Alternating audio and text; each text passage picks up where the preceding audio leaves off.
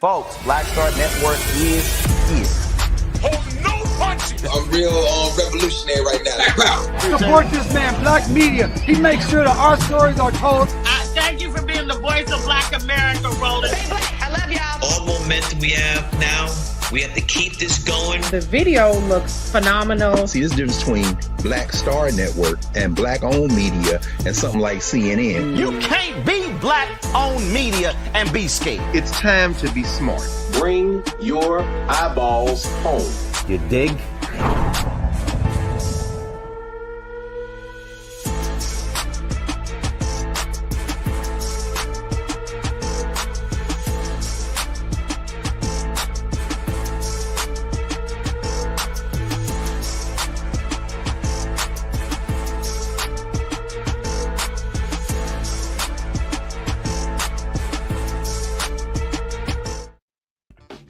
Folks, today, January 8, 2026, coming up on Roland Martin Unfiltered, streaming live on the Black Star Network. The continuing lies of Donald Trump and his imps continues regarding the tragic murder of that white woman in Minneapolis. They even sent out Vice President J.D. Vance to admonish everyone of blasting these left-leaning, violent domestic terrorists. Adam Serwer would join us from the Atlantic. He has a piece talking about how the smear effort immediately started from the Trump folks. Also, Congresswoman Jasmine Crockett gets teary talking about that murder that took place yesterday in Minneapolis. Folks are still responding there as well, so we'll be breaking down what's happening there. On Capitol Hill, guess what? Donald Trump vetoed 2 bills that were passed unanimously. Republicans are so scared of him, they wouldn't even override his veto today. But the Democrats did force Republicans to join with them. 9 of them did, and they passed a 3-year extension of the Affordable Care Act subsidies. Now it goes over to the United States Senate, and so we'll see what happens there. It's a whole lot we're going to be getting to, and so it's time for us to bring the funk on Roland Martin Unfiltered on the Black Star Network. Let's go. He's got whatever the miss, he's on it.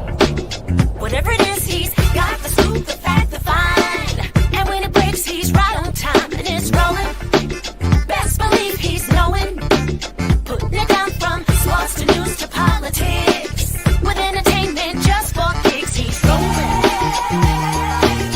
It's on go, roll, y'all. It's Roland Martin, yeah. Rolling with Roland now. He's funk, he's fresh, he's real, the best, you know he's Roland Martin.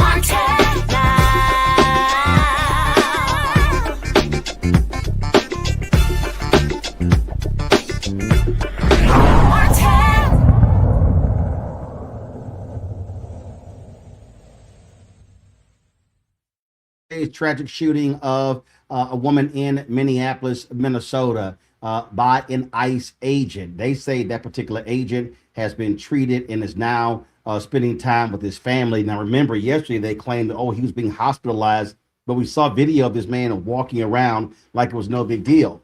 Now, what we also hear is that the feds have told Minneapolis and the state of Minnesota to butt out of the investigation. DHS Secretary ICE Barbie Kristi Noem spoke at a news conference, and she talked about and she really gave us alternative facts in this case. Listen to what she had to say, especially regarding, remember she talked about the snow, how they had to dig themselves out of the snow. The video totally contradicts her, but this is her today. Secretary, yes. 2 minutes ago, the head of Minnesota State Investigations Agency said that they had been cut out of the investigation into the fatal shooting in Minneapolis. Can you explain that reversal? I'd like to know where they've been and why they're not out on the streets investigating all of these people that are harassing and inciting violence on law enforcement officers right now. They're allowing the situation to be volatile. They're not doing their work. They haven't for years, and maybe they should get to work a little bit on the unprecedented fraud that we've seen in Minnesota and in Minneapolis by people that stole from American citizens and diverted funds away from vulnerable people and programs and services that they needed and put it into their own pockets. Minnesota is a train wreck. It is corrupt, and it was under the leadership of Governor Walz and this mayor that they allowed it to happen, and they let criminals and illegals and people abuse programs and steal the money, and now they're allowing violence to go forward on the streets as well. This also finds the Minneapolis Police Department county sheriffs, the federal authorities at this point, they don't want. I won't put a blanket statement out like those other individuals will. What I would say is I welcome them to come and help us. Come help us make sure that the streets are safe, that laws are enforced, and that we can do the right thing to make sure that American citizens come first. Yes. Director Russo spoke about how this operation happened discreetly under the cover of darkness, and that's how it should be, which is in contrast to what happened in Minneapolis yesterday. You said what do you mean in contrast to that what was happened? very not very much not undercover because of the darkness. protesters and the violent Well, so criminals my that were question for attacking you our is, law enforcement. you If you had remember in that operation, Yeah. what happened was our officers were out trying to get a car stuck out of the snow when they were surrounded and assaulted and blocked in by protesters that were inciting. The officer was following his training. He did follow his wondering, training does because of an firing 2 individual shots that was point blank into a driver's window. Is that part of the training?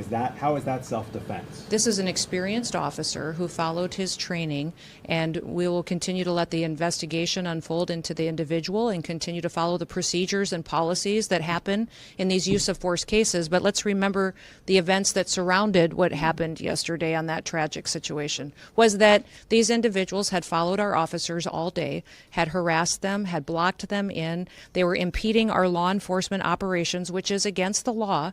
And when they demanded and commanded her to get out of her vehicle several times, she did not. So we'll continue to allow this process to unfold and recognize that these law enforcement officers every single day put their lives on the line. They go out and do their jobs. They go out and Terrorist, though, without an this was an act of domestic terrorism, which is perpetuating no investigation into who she was or what she was about, and yet now you're saying these you can't policies speak and about the incident procedures that because of follow it. a use of force situation like this are continuing to be put in place. So this is standard operating procedure after every use of force situation is that we follow these procedures and protocols. This situation is no different. Ice Barbie was lying, y'all. Look right here. This is a memorandum that was that took place under the Biden administration. It is dated May 20th, 2022. It went to the director of the FBI, the administrator of the DEA, the acting director of the Bureau of Alcohol, Tobacco, Firearms, and Explosives, the director of the United States Marshal Service, the director of the Bureau of Prisons, and the Inspector General, Office of the Inspector General from Attorney General Merrick Garland. It says Department's updated use of force policy. It lays out right here exactly what they are supposed to do. In that use of force policy, it dictates that they are not to fire on a vehicle. She's lying. They didn't follow policy. But you notice how she ran roughshod over the journalists who are asking questions, and the whole point is throw out as many lies as possible. And so now all of a sudden they're attacking her domestic terrorist, a far left lesbian. I mean, you name it, they're throwing it about. Staff writer Adam Serwer of The Atlantic wrote this piece. It says, first the shooting, then the lies. The Trump administration has perfected the smear campaign. He joins us right now. Adam, glad to have you back on the show. That's exactly what this is. And we see what's going on here. And their entire goal here is try to shove out as many lies as possible to overwhelm the system. And that's why they sent out not just Carolyn Leavitt, Trump's a chief liar, but they sent out Vice President J.D. Vance to push the lie even further. Yeah, I mean, Roland, this is basically the same playbook that they use when an unarmed Black person is killed by law enforcement. They try to assassinate the character of the victim in order to justify killing them. And what's interesting, however, is that you see Noem just sort of making things up that didn't happen and aren't on the video. This idea that they were being surrounded by ICE protesters, so they were frightened and simply had to use lethal force. The reality is that law enforcement are trained not to fire at moving vehicles because it's dangerous. It can cause more danger. You can hit a bystander. If you hit the driver, the car can go out of control and hit more people or possibly other officers. So what we're seeing here is sort of the standard playbook for, used in the aftermath of police shootings of unarmed Black people, but it's being deployed by the federal government against a white woman who they're accusing of being a domestic terrorist or, attacking her politics. We don't even know what her politics are, to be honest. They're just saying that. There's no reason to trust what they're saying when they're describing her political ideology to justify killing her. And it's really, it's rather striking because the video is there. We can all see it. That was a completely unnecessary shooting that took place. And now we see the federal government, essentially justifying the murder or the killing of an American citizen by an armed agent of the state who is paid by our tax dollars. This is what you actually wrote here, and you said, administration officials' indifference to facts, to due process, to the dignity of the deceased, and to basic human decency is remarkable. They could have pleaded for patience and said the incident will be investigated, the standard response in such circumstances. They could have even done so while defending the federal agents they have deployed to terrorize areas they perceive as Democratic Party enclaves. Instead, they proceeded to make ostentatiously dishonest statements that they knew would be contradicted by the video evidence available with eyes to see it. Now, Donald Trump gave an interview with the New York Times. Remember, he immediately defended the officer, made up lies about how the officer was hurt, almost killed, was getting all sorts of treatment. Yet when the New York Times showed him the video and he's sitting there watching it with them, he backed off of that statement. Yeah, that's right. I mean, he said the officer was run over. There are things that they are saying about this incident that are just objectively false, even if you're someone who thinks that the officer acted rationally or was justified. The things that they are saying about the circumstances of the shooting are completely false. Things like, there was a riot, or there were rioters, or they were being blocked in by protesters, or that she ran over the officer. That simply did not happen. And it really, I'm not really sure what to make of the fact that Trump described the video incorrectly, simply because he's dishonest so often that it's hard to know if he, didn't actually look at the video or before it was shown to him, whether he, relied on somebody else's description. He did post the video in one of his posts, but, people post video on the internet all the time without really looking at the video. So it's really hard to know what he's thinking. But it sort of doesn't matter. They are smearing this person. They are trying to destroy her memory the same way that they often do in the aftermath of police shootings of Black people. It's really an extraordinary example of how this stuff is never limited to the vulnerable communities on which it is originally practiced. You're absolutely right. And again, what's amazingly laughable, this here is the video right here. I'm playing it. And she's like, oh, they were stuck in snow. And we can see the video. We can see literally the truck pulls up and they get out of the car. And then this other ICE agent, comes around and then he fires the shot. He fires 3 shots. And then they're like, oh, my God. Oh, he was run over and attacked. And then we also know, to your point earlier, you saw how that car slammed into other cars. And then they refused to render aid. They would not allow a doctor to come and treat her. They would not allow the paramedics to come. The paramedics had to get out of the ambulance, run there to actually administer aid. They made no effort for 15 minutes. And their whole deal, they got this video of the officers laughing about it and patting themselves on the back. Yeah, I mean, look, one of the interesting things about this incident is that the federal government has consistently lied about the circumstances of confrontations between federal immigration agents and bystanders or people they're arresting. They have tried to charge people with assault many, many times and been unable to get an indictment because the facts don't fit the hyperbolic descriptions made by, public officials from the Department of Homeland Security or elsewhere in the Trump administration. The fact is they make things up. They lie to justify the use of force. And I think to some extent, the message that they want to send here to the American people is if you have the wrong political beliefs, not only will we defend someone, an armed agent of the state who kills you, but will imply that you had it coming because of your political ideology, whether or not you actually subscribe to that ideology at all. And again, she's sitting here calling this domestic terrorism with nothing to back it up. Now, it's amazing all these people who jumped out there talking about, nothing's going to happen to this officer. The shooting was justified. And I'm sitting there going, how can you just sort of make these statements? we know Donald Trump is not going to let the federal authorities do into this guy, but we also don't know if this guy could be charged by the state. Yet Stephen Miller had no problem going on Fox News, making it perfectly clear, ain't nothing happened to this guy. Listen to this. But what we need to reassure a couple points to all ICE officers: you have federal immunity in the conduct of your duties.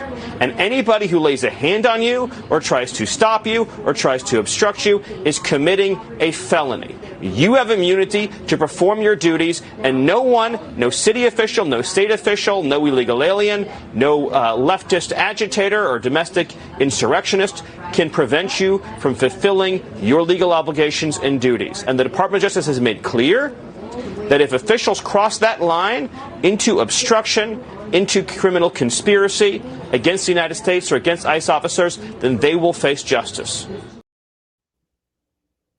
Adam, his was very interesting.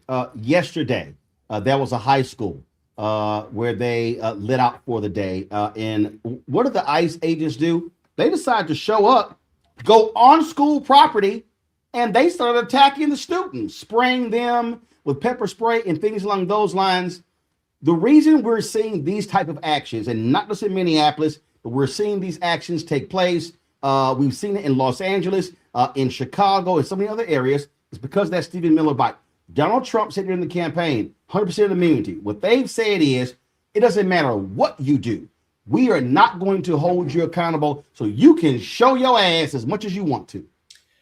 Yeah, look, the country of the United States of America was founded on opposition to arbitrary executive power and abuses of power. So, you know, to a certain extent, this really sort of refutes the basic principles of the founding of the country, however hypocritical they were at the time.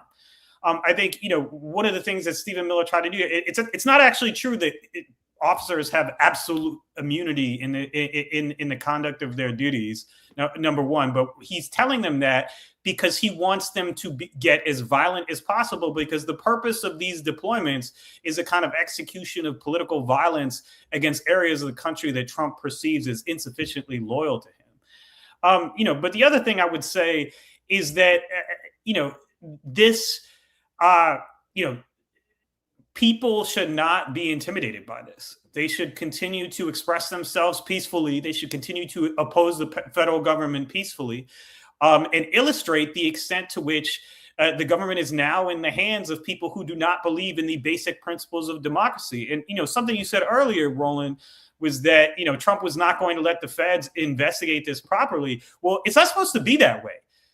Criminal federal investigations are supposed to be independent of the White House. It's not supposed to be the president deciding who's guilty and who's not guilty when someone potentially commits a crime.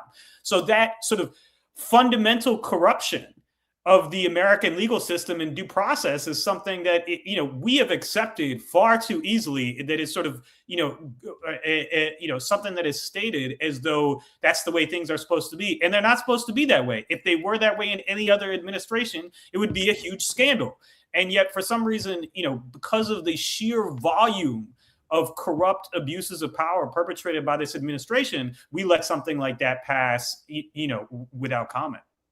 Well, and Adam, final point here, when you're dealing with a completely corrupt and immoral person, then you get this here. And frankly, the Supreme Court helped Trump in this way. This is what he told them. Trump lays out a vision of power restrained only by, quote, my own morality. He literally said to him that he can do whatever he wants. Right here, he says, asked in a wide-ranging interview with the New York Times if there were any limits on his global powers. Trump said, yeah, there is one thing, my own morality, my own mind. It is the only thing that can stop me. I don't need international law. I'm not looking to hurt people. His position is clear. I will do whatever the hell I want to do. And to your point, these punks, these Republicans in Congress don't give a damn, and they would never allow Biden, Obama, Clinton, Carter, if we could go on to have that type of power. Yeah, I mean, Roland, you know, not even King George III, the tyrant that, you know, the original founders rebelled against, was an absolute monarch. He had parliament. So what Trump is asserting is a level of arbitrary, tyrannical power that that is more extreme than what the founders themselves rebelled against. And these are the people who consider themselves, admirers of the founders and defenders of the Constitution. They don't believe in anything but their own power and their own and their own ability to hurt other people, to get whatever they want. Absolutely. Folks need to your point, this has to be opposed. And we talk all the time. Elections have consequences. And this is precisely why people can't sit this out. And, Adam, last point, I'm going to sound like a Baptist preacher saying last point. I had some dude, I was commenting on the page, and I had some dude go, this ain't got nothing to do with us FBA people. And I said, no, you're an idiot. It does. There was a black man in Los Angeles on New Year's Eve who was gunned down by an off-duty ICE agent when it came to them firing some shots outside of the home celebrating the new year. We've seen individuals with legal status who have actually been held for 20, 25 days. There have been black people who have been detained. So it's stupid for anybody claiming to be foundational Black American, B1, or whatever all these damn titles to act like, oh, this is not impacting us. It's only impacting those African immigrants. It's only impacting those Latinos. No, what these people are doing, they don't give a damn. And as I said last night on last night's show, it was black people who were being detained in the cold, who had zip ties on their hands in Chicago when they rappelled down a building, and not a single person in that 2 a.m. raid was charged. And so they are terrorizing not just undocumented immigrants, they're terrorizing black people, FBA people as well. And so we better cut this bullshit out, acting like, oh, this ain't our business.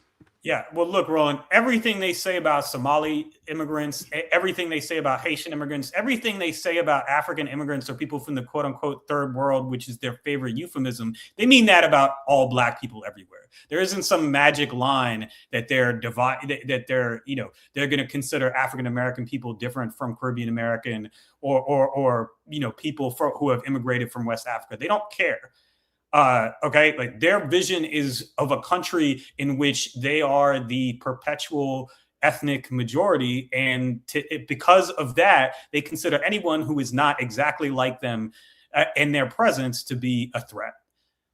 Absolutely, folks. Adam Serwer with the Atlantic. Adam, we appreciate it. Thanks a lot, folks. There's been just so much that has been going on today. Regarding this particular story in Minnesota. The governor of Minnesota, Tim Walz, spoke about these state agencies being blocked from participating in this investigation. This is what he had to say. We've also spent a lot of time talking the last 24 hours about accountability. That means no function of government operates with impunity. It means when someone's in a position of authority and they commit any act that impacts our people, there has to be another place to turn to get justice. Checks and balances. Basic idea, the center of the formation of our country. It's the only measure that protects us from the abuse of government or federal overreach or tyrannical government. Yesterday, the Minnesota Bureau of Criminal Apprehension, the BCA, spent the day yesterday attempting to get that accountability. We have learned that the Trump administration has now denied the state that ability to participate in the investigation. And I just want to make this as clear as possible to everyone. Minnesota must be part of this investigation. These are nonpartisan career professionals that have spent years building the trust of the community. There's a BCA Force Investigations Unit that was created by the legislature, by the people of Minnesota, to provide an independent, consistent, and trusted mechanism for investigating the use of force incidents involving law enforcement officers. Minnesota has seen our share of these. And what you've seen is, and I have witnessed it during my time, that these professionals have risen to the moment. They are trusted by people. People who are not by inclination trusting of law enforcement or government have come to see the professionals at the BCA as true arbitrators that can get them justice. The unit is the result of years of scrutiny, public engagement, and bipartisan legislative action. Minnesotans have made it clear time and again they expect transparency through this process where a police officer uses deadly force. The BCA, Superintendent Evans, have earned that trust by delivering on that expectation.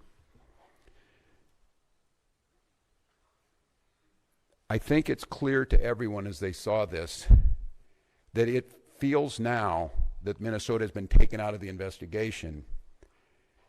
It feels very, very difficult that we will get a fair outcome. And I say that only because... So, folks, that was, again, Minnesota Governor Tim Walz. Judgment from the president to the vice president to Kristi Noem have stood and told you things that are verifiably false, verifiably inaccurate. They have determined the character of a 37-year-old mom that they didn't even know. All right, folks, that was Minnesota Governor Tim Walz there. Things got very emotional on Capitol Hill today. Congresswoman Jasmine Crockett really challenged Republicans on this issue and said so many Democrats were disturbed by this woman being gunned down, and Republican response is pretty much callous and indifferent. It is so hard to sit here sometimes because I didn't come to Congress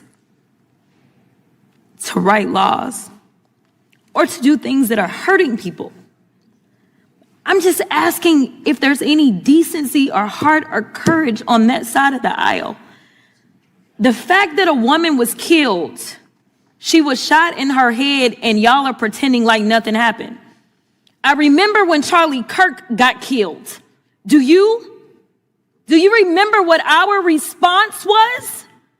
Our response wasn't to sit there and pretend like it was okay. Is it okay because you have a badge? Because the last time I checked, allegedly no one is above the law. Can y'all not just have a little bit of courage and humanity? A child.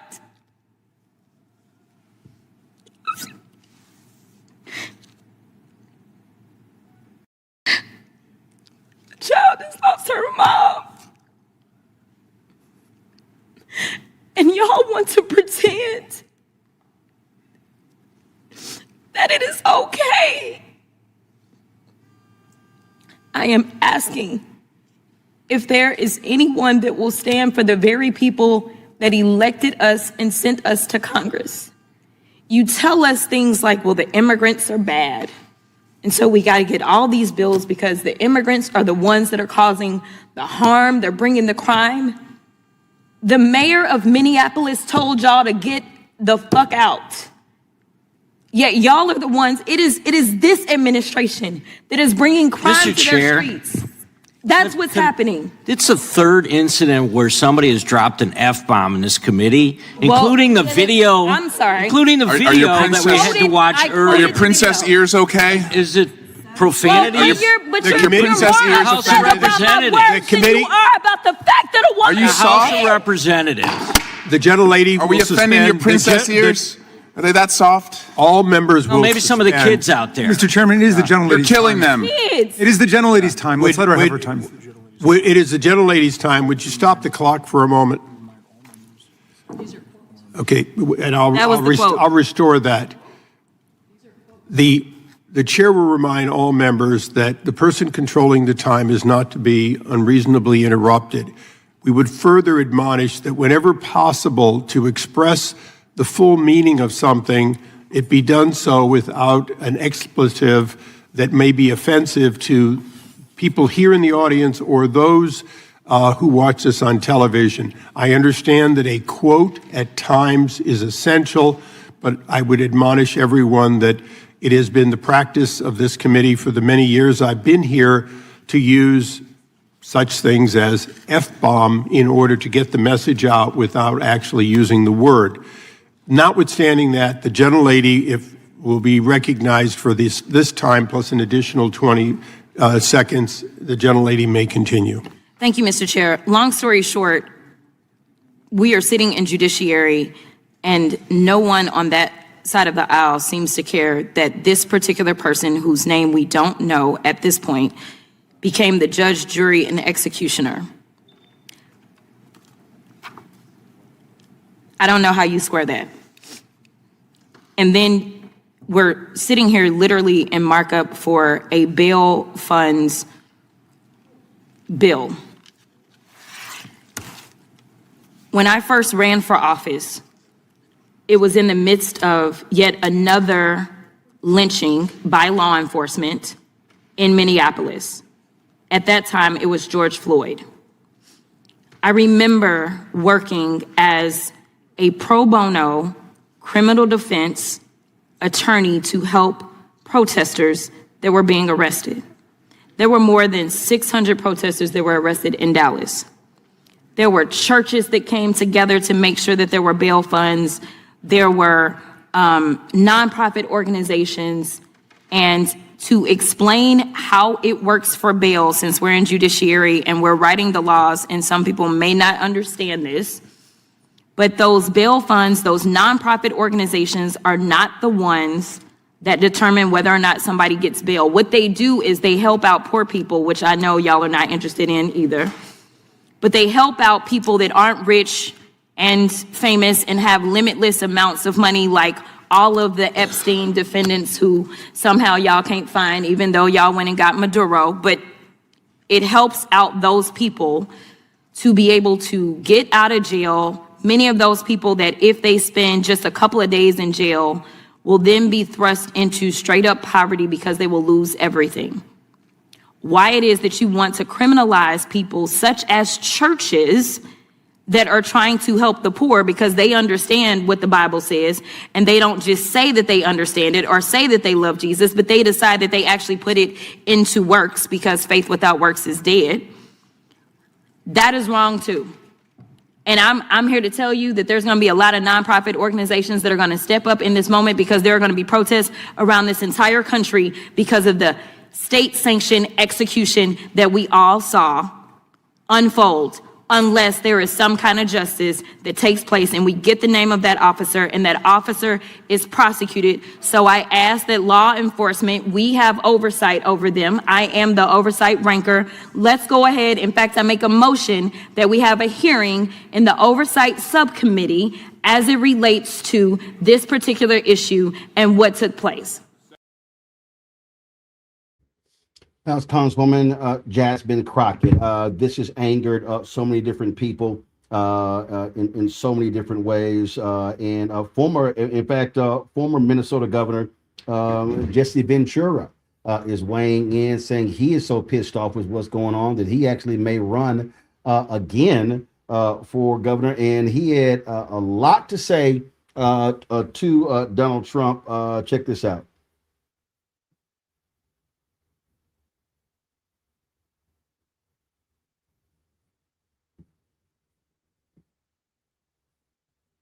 No audio.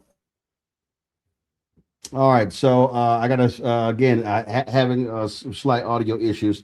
I'll fix that. But Ventura, he called Trump a rich white boy and said we're living in a third world country. So I have that video for you in just a second.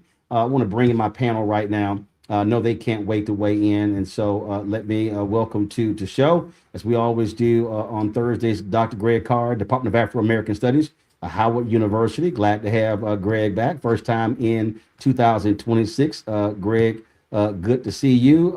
Reese Colbert, host of the Reese Colbert Show, Sirius XM Radio. Glad to have you on the show as well. Dr. Nola Haynes, of course, Georgetown University School of International School of Foreign Service. Glad to have all three of y'all here. Let me start with you, Reese. It's been a whole lot that's been going on. It's just been literally crazy what has been happening. And just as Adam said, the lies have been coming just full tilt from these wackos in this administration. But that's what they do. They're following the liar in chief. He lies, they lie, and they say, what the hell? And MAG is so dumb, they believe the lies.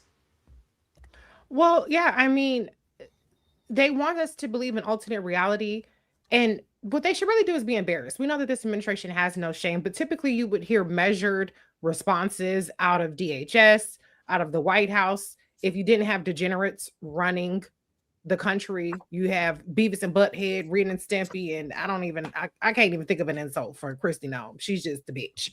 And so you have these people of very low moral character who are essentially saying that white lives don't matter. Because this was a white woman who was a U.S. citizen who was gunned down by a person who has zero jurisdiction over U.S. citizens. ICE is not law enforcement. And that is something that I want every single Democrat to repeat. And that is something that I want the media to make very clear. ICE is not law enforcement. ICE is immigration enforcement. Immigration enforcement does not have jurisdiction over American citizens. They do not have jurisdiction to dictate a traffic stop. They do not have jurisdiction to pull somebody out of their vehicle.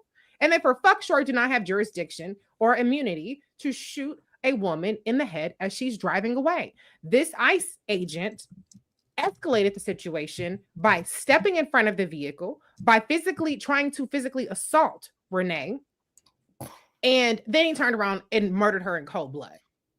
And as opposed to doing the proper thing, which is say that there will be a thorough investigation, there will be accountability, and trying to distance themselves, they are cheerleading it on because they want to empower their white nationalist vigilante militia to go around and targeting anybody. And if you're a white person that gets away with their white nationalist agenda, then your ass is grass too. That's why I've been calling this Trump crow.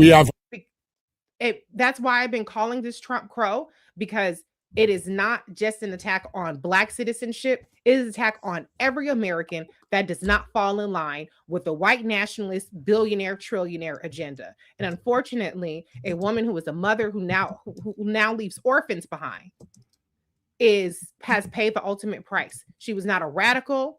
She was not a terrorist, which apparently now all of a sudden they recognize terrorism after just rewriting history on January 6th a couple days ago. Now all of a sudden they want to say that a person is escalating it, as opposed to when they were blaming the cops in January 6th a couple days ago. So there's no intellectual consistency. The only thing that's consistent in here is cruelty is the point, depravity is the point, and white power is the point. What we're witnessing here, Noah, is simple, and that is what Trump wants. He wants the TV show. This is all about a television show. It's all about, this is a live version of 48 hours. The media budget for ICE is crazy. They got their own cinematic cameras there, and they're dropping all of their creative videos. And so what they're saying to their white base, look at us. We are rounding these people up and throwing them out of the country. That's what all this is about. And listen, Fox News is driving the propaganda arm, conservative talk radio, the digital people. That's what all this is. It is all about driving this whole notion, this idea that we are running these brown people out of the country. And so you name it. So whether you are Somali, any African nation, if you are Venezuelan, Mexican, whatever, we're running these people out because we want this to be for us. It is absolutely about whiteness. Absolutely. It is performative strength. And this is what happens when you get a reality star rolling down the escalator, announcing his presidential aims and goals. And so we have not left this horrible, horrible reality show that we are all forced not just to watch, but to also participate in. And, I want to say something about the way that this administration, not just Trump 2.0, but also Trump 1.0, the way in which he uses terrorism as a legal justification for enacting whatever sort of crude national security foreign policy this regime has in mind. And one of the reasons why I say that this is performative, and to your point, Roland, when you look at statistics, the amount of folks that are being sent out of the country, the numbers are actually not that far apart from the last administration. So all of this performance, all of this fear of having the ICE officers in their gear, and their guns and all of this stuff, it is definitely meant to scare communities into compliance, right? These are not the acts of leaders who are America first because they shot an American in cold blood in her face for us all to see. And for the folks that were so worried about Jasmine Crockett dropping the F-bomb, how do you think those kids felt when they saw all those videos on TikTok and Instagram? Because when I first saw that video yesterday, there was no warnings. Those kids that congressman was so worried about hearing the F-bomb saw that lady get shot in her face and in her head. That's what I'm worried about. That's what I'm worried about the kids seeing. I could care less if Jasmine Crockett is dropping the F-bomb in Congress. More F-bombs need to be dropped in Congress.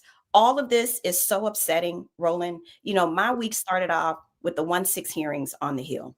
They were emotional. I sat there and I watched Nancy Pelosi the entire time, Roland. I watched this woman sit there for hours while she listened to testimony, while she testified. And that woman got up there and she said, I still pray for Donald Trump. This man who has done everything in his power to make her life a living hell and the rest of us, our lives a living hell. So all of this is taking a collective toll. And that's what I felt from Jasmine Crockett today. She said what we wanted to say. But the whole thing here, Greg, is again, that's also by design. It is to completely this is sensory overload. So whether it is Venezuela, it's everything that they're doing, every policy decision, Doge, the cut, all of this sort of stuff. It is saying we're going to wreck all of this. And I was texting an anchor, was texting someone who works for a network, and this person was saying how this is so hard for mainstream media to keep up. I said, no, actually it's not. I said, because you got these 24-hour networks. I'm like, y'all can talk about more than 2 or 3 things on one day. Like, we don't have to have every show talk about the exact same thing every hour for the whole day. And that's part of the deal. And so they know how media works. And so the morning shows, and the show at 9 a.m. and at 10 a.m. and 11 a.m. and noon and 1, 2, 3, 4, 5, 6, all the primetime shows are going to be talking about the exact same story in the same way, as opposed to examining all of these different facets and how these people are undermining the Constitution, undermining democracy, how they are attacking different people. And one of the greatest failures to what we see is a media that absolutely is abhorrent. You've got people who are whoring themselves to do the bidding of Donald Trump. You got these corporate interests who are all about their stock price and their other deals and their theme parks and their packaging companies and all that sort of stuff. They don't care. And so you used to have caretakers in media. The Sulzbergers of the New York Times and Catherine Graham at the Washington Post. And you had Paley at CBS. You had people, Golderson at ABC and Sarnoff at NBC, people who believe in the public trust. These folks kind of like, yeah, we don't want him looking at us because he's going to criticize us. That's right. That's right, Roland. Is my sound okay? Can you all hear? Yeah, you're good. You're good. Okay, good. Just want to check. I'm very much encouraged by these events. Not encouraged, of course, by the death of Miss Good. That's a true tragedy. When you think about her, we may look back at this and put her in the same breath as Viola Luiso or in Alabama or Andrew Goodman or Mickey Schwerner. Sometimes, unfortunately, white death is a trigger. And of course, this happened around a mile from where Big George Floyd, of course, lost his life. But let's be crystal clear about this. Let me start with our Congresswoman Jasmine Crockett. Please don't cry. That's what they want. There's no reason to cry.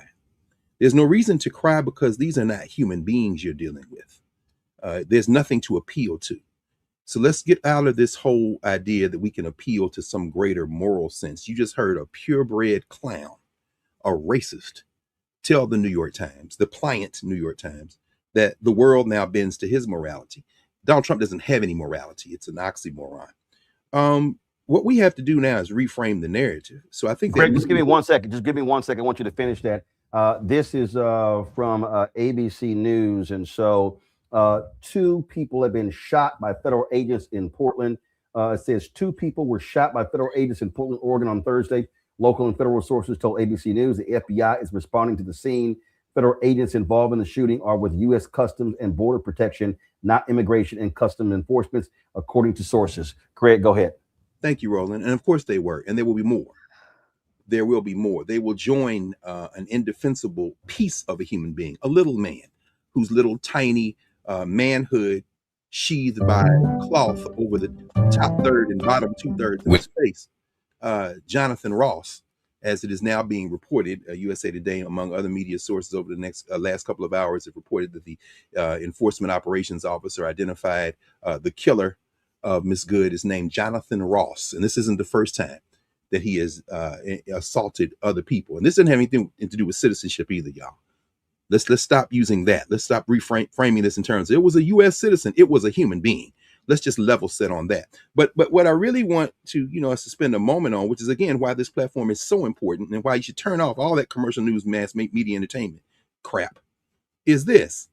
This is all part of a larger strategy, as we said, not just to intimidate, not just to cow, but to set a set of forces in motion so that the response can then trigger another response. Let's go to the beer drinking Brett Kavanaugh on the United States Supreme Court, part of the MAGA 6. We saw a couple of weeks ago in the Trump versus Illinois case, where they said you can't use the National Guard. Kavanaugh wrote a concurrence separately. By the way, he also snuck a little footnote in his concurrence to say that you shouldn't be racially profiling. That's because he's mad because remember that case back in September, the Noem case, Noem versus Vasquez Perdomo, where he said you can racially profile, thereby leading to a label that apparently he hates, which is why I'm going to repeat it now. We should burn it into our vocabulary. Kavanaugh stops. That's what they're doing now. I'm going to stop you because you look a certain way. The Kavanaugh stops. He hates it. We'll go to hell, Bill Kavanaugh, Beer Kavanaugh. But he wrote a concurrence to slip in something they're going to bring back around. And that is, even as the Supreme Court said 6-3, they weren't going to pause the injunction that won't allow Donald Trump to put the National Guard in Illinois and Oregon and California.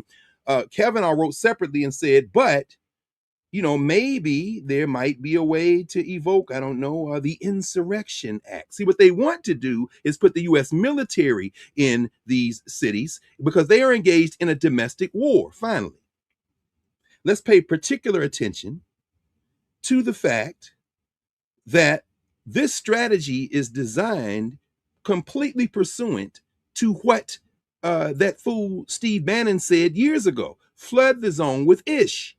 In other words, we are now severing any ties with a standard that relies on facts. So what you hear, the Ice Barbie, the Botox Barbie cosplaying with her cowboy hat on, and then today continuing it saying is, there is no such thing as facts. What you hear that little Nazi cretin Stephen Miller doing is saying that there is no such thing as facts. Kill everybody you want. They're all drug dealers. They're sexual deviants. They're messing with children. And then when you say, no, they're not, here's the evidence. They're like, yes. And let me say again, they're messing with children. We have to now change the narrative. Congresswoman Crockett, don't cry. Call them what they are, Klansmen, Nazis, and let's roll over their political backs and crush those political backs. The rhetoric of reason has no place in this. This is a war. They have declared war on human beings. And the response in a war is to fight back. Folks, going to go to a break. We come back. We're going to talk to a member of Congress. A lot of different things happened on Capitol Hill today, including Democrats forcing Republicans to vote on a bill to restore Affordable Care Act subsidies for 3 years. There's a bill by Congressman Lauren Underwood. We're going to talk about that. Also, Republicans have no courage whatsoever. They actually voted for two different bills, one of them dealing with a water issue in Colorado. Trump vetoed those two bills because he was pissed off at the Republicans, in one case, Lauren Boebert. And these fools wouldn't override the veto, but they passed unanimously. That's what happens when you have zero guts and zero courage. We'll be right back. Roland Martin Unfiltered on the Black Star Network.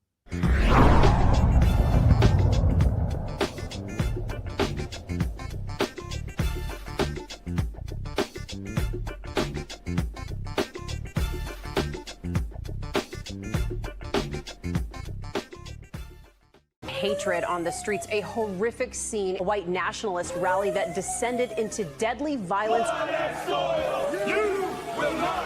White people are losing their damn minds. as an angry pro-Trump mob storms the U.S. Capitol.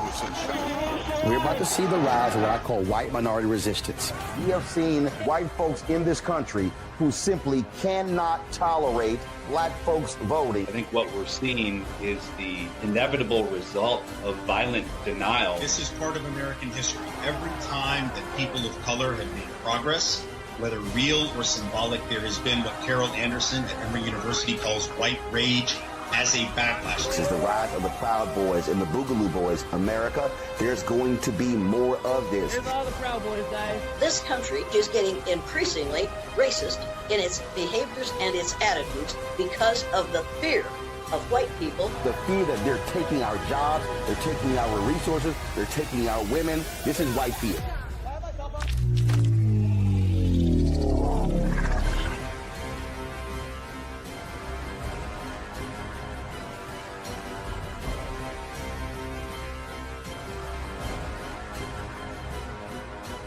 They said the quiet part out loud.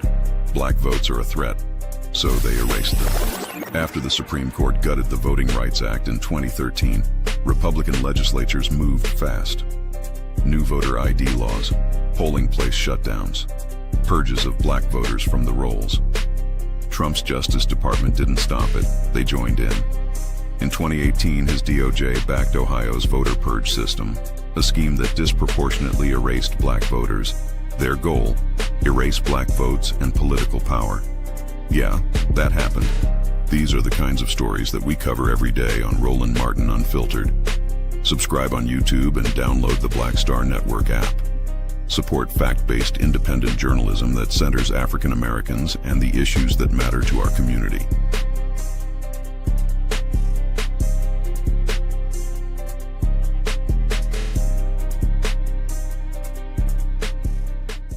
Melanie Campbell, National Coalition on Black Civic Participation and Black Women's Roundtable.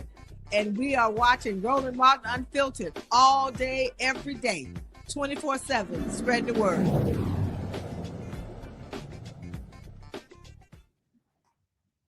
Folks, big happenings on Capitol Hill today.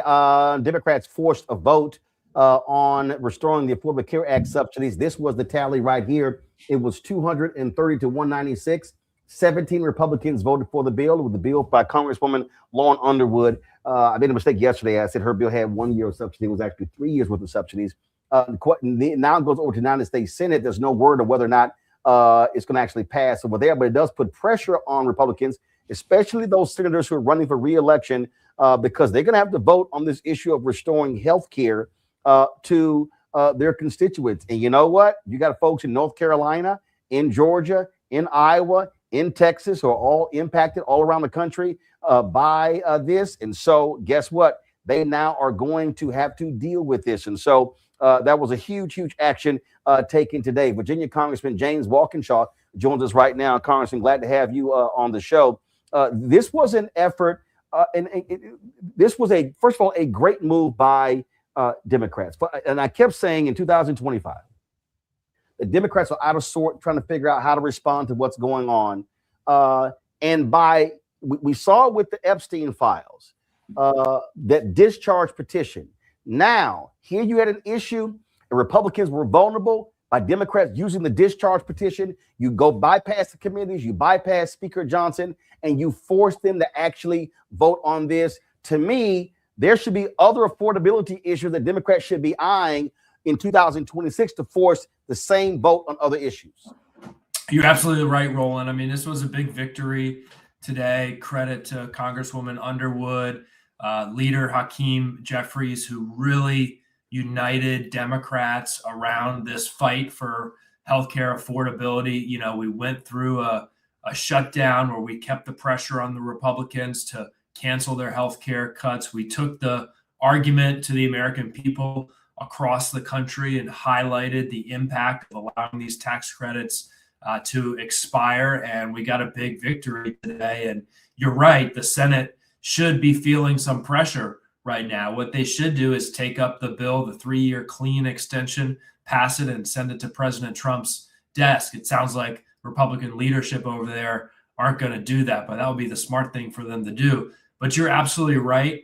We have to find other avenues over the course of this year to force Republicans to come to the table and join us in trying to make life more affordable for the American people. I think one way we'll be able to do that is with these tariffs. We know that Trump's tariffs are driving up costs for hardworking families, especially low or moderate income families who spend more of their income on, everyday goods and durable goods, and the tariffs are driving up those costs. We have discharge petitions on a bunch of those tariffs, and we're going to be pressuring Republicans to join us on those as well.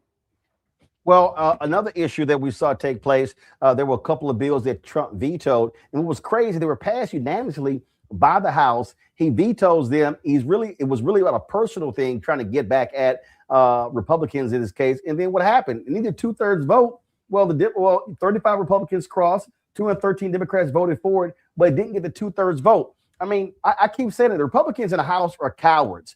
It passes unanimously, but you don't want to embarrass your king, and so you don't pass these bills. So screw the people in Colorado in the Beaufort district when it comes to water issue, and screw other Americans because you got a petty tyrant who's sitting in the Oval Office.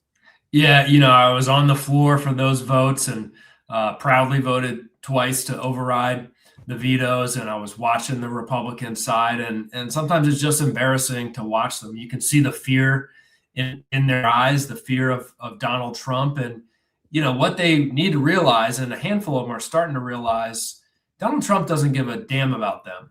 He doesn't care about their policy priorities. He doesn't care about their political futures. Donald Trump only cares about Donald Trump, but a lot of them seemingly are going to go to their political graves with their arms wrapped around Donald Trump, hoping that he'll love them back someday, and he just ain't going to do it. So another action took place today. Now, again, we'll see what happens in the House, but on the Senate side, they actually voted, and several Republicans crossed the aisle and voted with the Democrats, limiting what Trump can do militarily in Venezuela. It passed 52-47. Now, granted, we know doggone well, he'll veto that, but that's a perfect example of, thank goodness you have 4 or 5 Republicans who are understanding that Congress has authority. There are 3 branches of government. There's executive, legislative, and judicial. These folks are now realizing, guess what? You're supposed to use your power, not let him do whatever he wants to do. That's right. Look, the action in Venezuela was flat out illegal, violation of the Constitution. Huge credit to Senator Kaine from Virginia for getting that War Powers resolution moving in the Senate. We have a similar resolution that was introduced in the House today. It's a privileged resolution, so there will be a vote potentially next week on that in the House. And I'm hopeful, just like they had some Republicans in the Senate willing to break with Trump on this, that we'll have enough in the House. We only need a couple. And you're right, Trump will veto it, but that's still a major development for Congress to send a War Powers resolution restricting his authority to engage militarily with respect to Venezuela. Put that on his desk and force him to veto it. Very significant. I've got panelists here. Want them to have opportunity to ask a question of you. Nola Haynes, you first. What's your question for Congressman Walkinshaw? Thank you so much for doing the work that you all are tirelessly doing.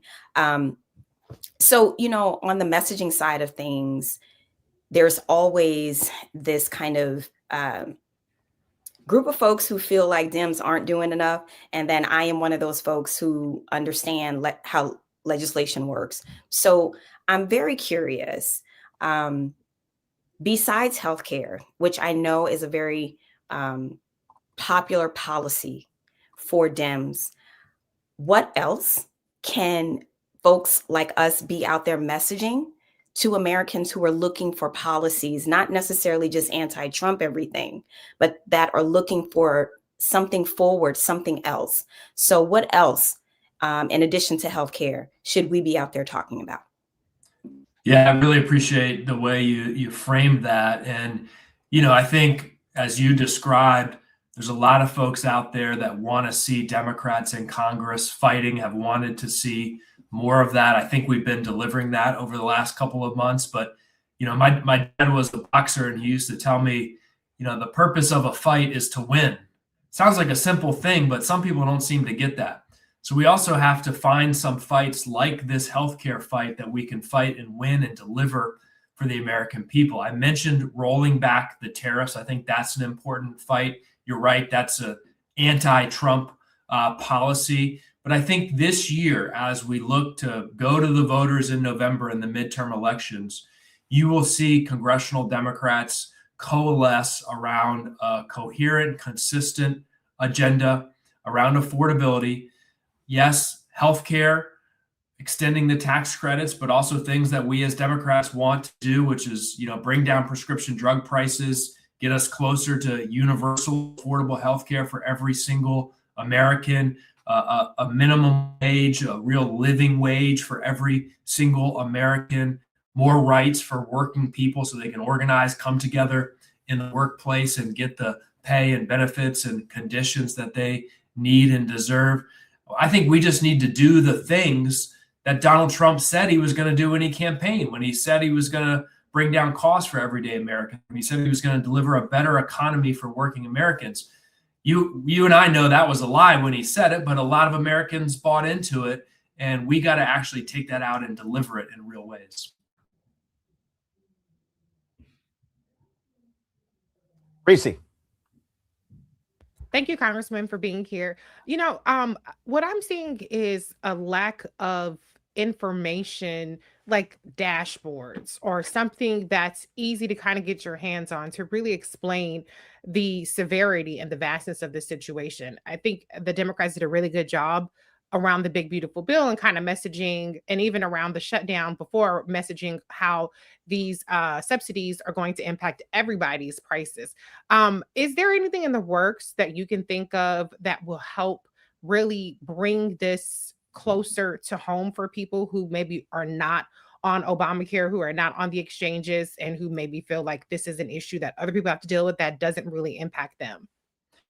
Yeah, look, it's a huge challenge with healthcare because our healthcare system is so complex, and describing what different changes mean to different folks. I usually try to do it in the terms of, you know, by sharing stories less than statistics and numbers. I talk about a constituent of mine who's here in Fairfax County, Virginia, 28 years old.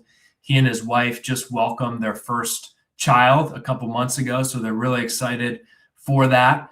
They get their health care from the Affordable Care Act exchange, and last year their premiums for the three of them, mom, dad, baby, was $800 a month, which is a lot of money, but they could afford it with some scrimping. This year, because of the expiration of the tax credits and other things Republicans have done to drive up healthcare costs, their premiums are $1,600 a month, and they can't afford that.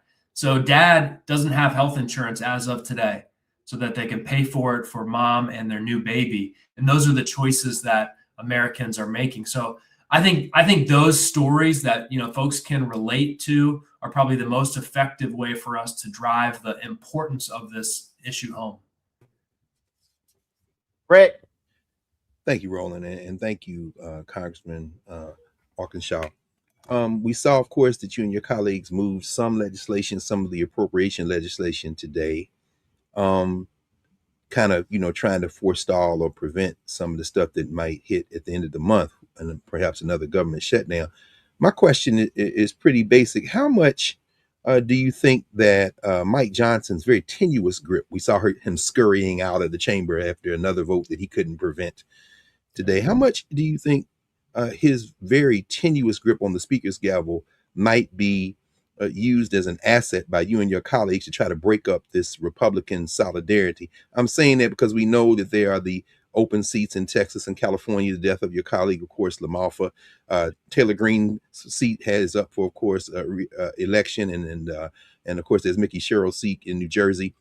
Are some of your folks on the other side of the aisle, perhaps, are they more vulnerable for you all to basically push and push and push at them to perhaps get some of them to chip away? And perhaps maybe might we be looking at a Speaker Jeffries long before November if this continuing fracture keeps up and some of these people step out of Congress sooner rather than later.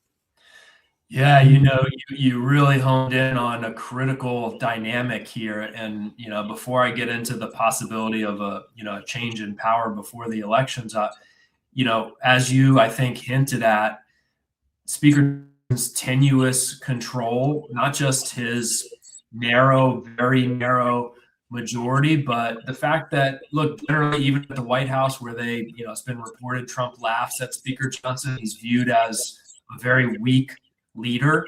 That gives Democrats a lot of leverage. And I think you see that in the appropriations bills, 3 that were passed today that rejected a lot of what was in Donald Trump's budget that he sent, that added protections for federal agencies and federal workers, a lot of whom that I represent, because Republicans are afraid of another shutdown because they know what it did to Donald Trump's polling numbers. We have a lot more leverage in those conversations and those debates and negotiations than we did last year.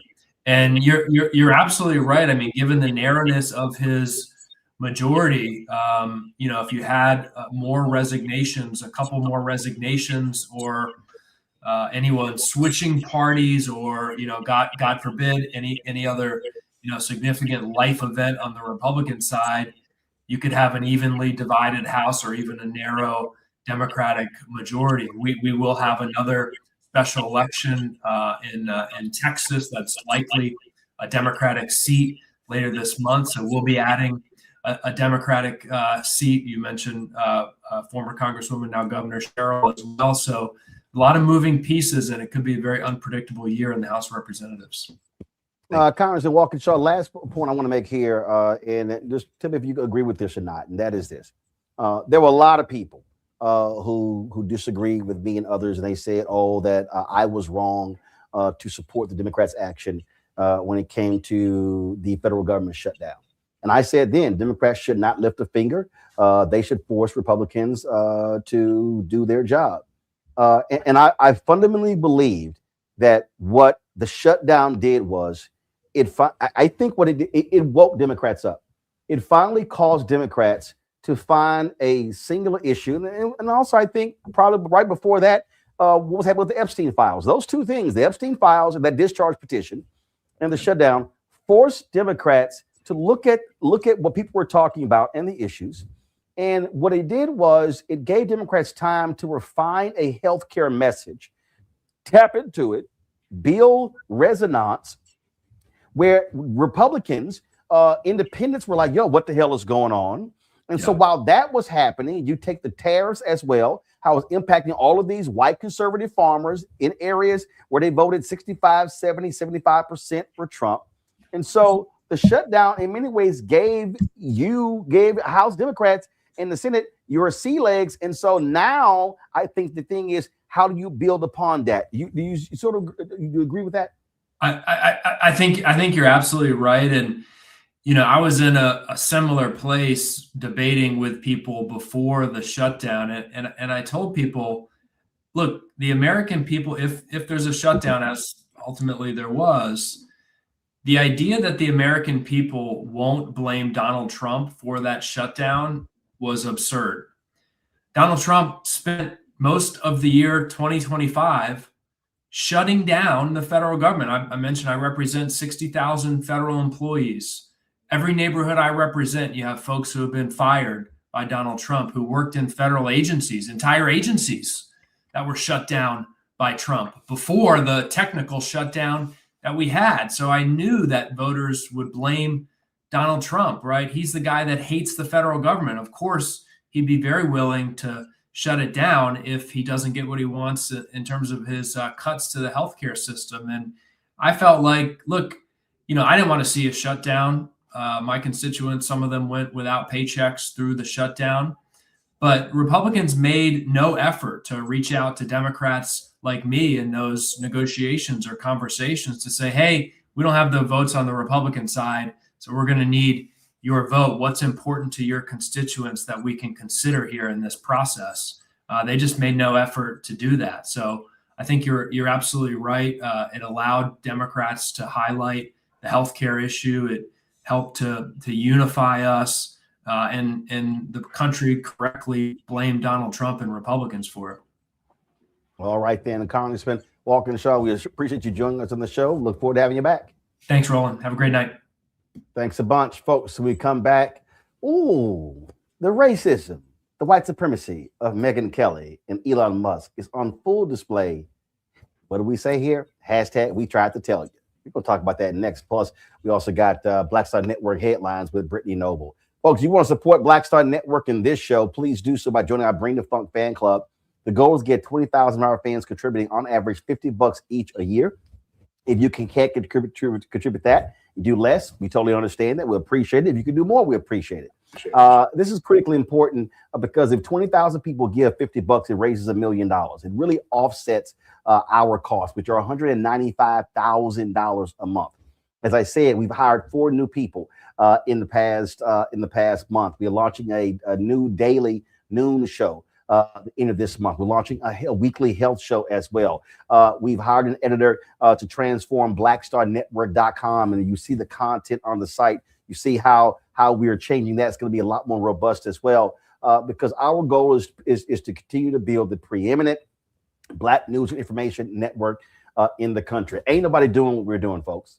And so we got to continue to keep driving as hard as we can to build this. So your support is critical. You want to contribute via Cash App, use the Stripe QR code. You see it right here. That's also for credit cards. PayPal is R Martin Unfiltered. Venmo is RM Unfiltered. Zelle, Roland at RolandSMartin.com. Roland at RolandMartinUnfiltered.com. Checks and money order. Make it payable to Roland Martin Unfiltered. P.O. Box 57196, Washington, D.C. 2003 7-0196. You got to give us some time, y'all, because, again, I check the mailbox every couple of weeks. We get the checks and money order. We got to open each envelope, sign the back, process them, take the picture, all that stuff. So it takes some time to get all that done. And a lot of the money orders cannot actually be taken with the photos. I have to physically mail those to the bank for them to be deposited. So again, we'll try to get them done as fast as possible. Let me go to break. Be right back.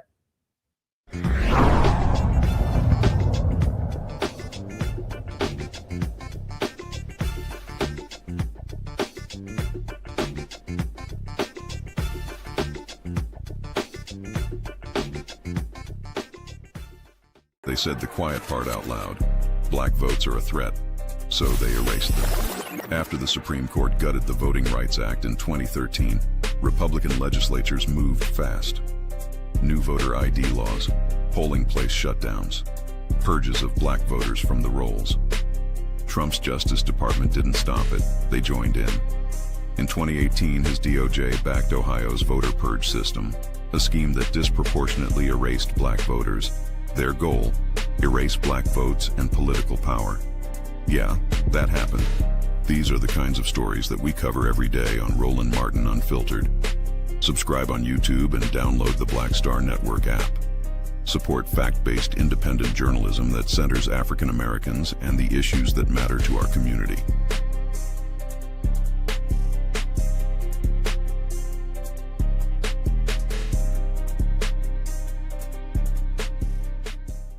If in this country right now, you have people get up in the morning and the only thing they can think about is how many people they can hurt, and they got the power, that's the time for mourning.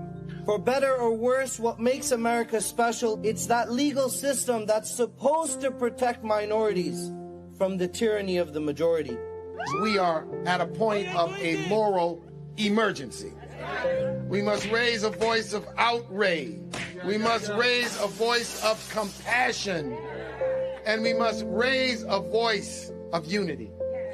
We are not in a crisis of party versus party. We are in a crisis of civilization, a human rights crisis, and a crisis of democracy itself. And guess what? You've been chosen to make sure that those that would destroy, those that would hate, don't have the final say, and they don't ultimately win.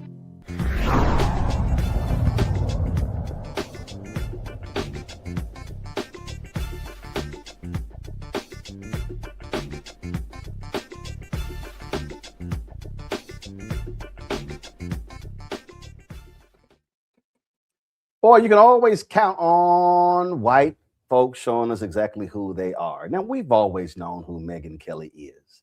When she made her comment on Fox News that Santa Claus was and is always white, when she made her blackface comment, not seeing anything wrong with that, on NBC Today show. We all knew that. Well, since she got her independent show, you know, she got paid $69 million after she got fired at NBC, launched her own show, and oh my God, Sirius XM Radio signed her to a new deal. She's launched a media company. Oh man, she's a darling of the right, and she is going as hardcore right as she possibly can. White and right. She did an interview with Tucker Carlson. They were talking about Nick Fuentes, the self-acknowledged racist, white supremacist, anti-Semitic individual, misogynist. What the hell else we want to call him? This is the guy who Kanye West took to Mar-a-Lago to have lunch with Donald Trump. Yep, Trump had lunch with him. This is the guy who the CEO of the Heritage Foundation said, we got to have this kind of person in the party. So listen to what Megyn said to Tucker Carlson. I had no problem with the fact that you interviewed Nick Fuentes, and you did it your way. And I happen to know, because I know you, and I know some other things about that interview, that you did it with a pure heart. It wasn't because you were in love with all of Nick Fuentes' messages at all. But I know you, and I understood, this is, you don't have to confirm or deny, but I thought you were very much trying to reach him with your main message that you say all the time, which is in the conservative sphere, on the right, we don't judge people by identity. You didn't say it this way, but we're not big on the N word and the other words that he's been calling people like Usha Vance, or even thinking about people that way, because that's what crazy leftists do with identity. But it's anti-Christian too. I hate that. As Christians do. Yeah. Okay, so that you tried. It didn't really work, but you tried. And I know your heart was in the right place, and it was a worthwhile exercise because he's a very interesting guy, let's face it. Yeah. He's obviously got some very extreme views, but he's very interesting and he's very smart. And on a lot of things, there is value to be derived from that guy's messaging. I'm sorry, but he actually has a lot of things he talks about that you're like, this is not a bad point about our country. Excuse his thoughts on race and Jews and the Holocaust and all that, obviously. Okay, so I was fine with your interview with Nick Fuentes. Oh, he has such great things to say. Oh, well, you know, let's excuse the little racist things. Let's excuse the anti-Semitic things. Let's excuse the sexist things. But got some great ideas. Oh my God, he's a really interesting guy. Well, even the folks on the right were savaging her ass. This is a Mediaite story right here, where one of them called her Grandma Groyper, Megyn Kelly savage for singing the praises of Nick Fuentes. And you go through this article, it lays out all those different people. John Podhurst, Megyn Kelly is rotted to the core. And for what? Not even whales. Then if you keep going, you'll see Benjamin, this dude, Ben Dominic, he's married to the insufferable Meghan McCain. If you think Nick Fuentes is brilliant, I'm honestly impressed that you have enough brain function to remember to breathe. Then you go down here, Dave Rubin, great move for Grandma Groper to attach herself to Fuentes and Candace, meaning Owens. Is there anything she won't do for a click? Find out tomorrow. Then let's see here. It was this guy, Eon Miles Cheong, called her Grandma Groper. And this other guy said, did she praise him for making the trains run on time? That's a reference to Nazis and Jews in Germany. Oh, this other person says, there it is. Some of us were so ahead of the curve here and got bashed for it, but it was always obvious to anyone willing to see. Well, we also knew it as well as Black people. Again, I don't think Megyn Kelly is anti-Semitic, but she knows what she's doing in the crowd she's trying to appeal to and placate. She's always been awful, always. She's just decided to descend lower and lower because her belief that it will financially pay off. This person here said, the drill ISIS tweet, but for internet Nazis. This Black conservative here, I'm starting to understand how the permission structure which enabled the Holocaust came into being. So many formerly reasonable people have decided to side with Nazis because it's easier and more expedient. This person says here, if our culture returns to a certain level of sanity, if ever, we must make sure that the people who drop their masks are not allowed to put them back on and carry on as if nothing happened. This person said, this quoting Nick Fuentes, Hitler did some good things. And then let's see here. Megyn Kelly has actually decided that she's done with the 90% of the normally Republican base. And for some reason, it's now in love and courting the 10% groyper loathsome subculture. Godspeed. This guy here, Steve Guest, said unreal. This person says Kelly insists there's a lot of value to be derived from Fuentes' messaging. Is she referring to his exaltation of Hitler, his denial of the Holocaust, his insistence that Jewish Americans are conspiratorial traitors who deserve to be annihilated, or does none of that matter? Let's see, one more. It was never actually about, sure, you may disagree with him, but unity and don't cancel people. It was always about, quote, don't criticize the Stalin-loving Nazi I agree with. Megyn Kelly basically followed the groyper trail already blazed by Michelle Malkin. Let's see, any more? Boy, they were just going in on her. Now, those are all right-wingers there. But you got to understand, y'all, racism is the point. Racism is the key, who they are appealing to. Let's take Elon Musk. Now, we know apartheid Elon. It's absolutely all about white supremacy. All he does is talk about on Twitter the fertility rates of white people, how they're collapsing in Europe and in the Western countries. He ain't talking about black people or Latinos. He's not talking about African countries. He's talking about white people. Well, Elon was just being his usual self. Check this out. So he's on his racist app. And then this person tweeted, white people have a simple choice to make: be conquered, enslaved, raped, and genocided while being called racist, reclaim our nations and our dignity while being called racist. It's that simple. This guy, a non-patriot, said the two options are clear. Elon Musk said yes. Then check this out. This guy tweeted, if white men become a minority, we'll be slaughtered. Remember, if non-whites openly hate white men while white men hold a collective majority, then they will be 1,000 times more hostile and cruel when they are a majority over whites. White solidarity is the only way to survive. That's what this particular person tweeted. Well, Elon said 100%. But that same thread, so I went to this person's thread. This is what this same person said in the thread. Jews love casting niggaboo women as the wise ones among whites in TV and movies. Total inversion of reality meant to degrade whites' common sense.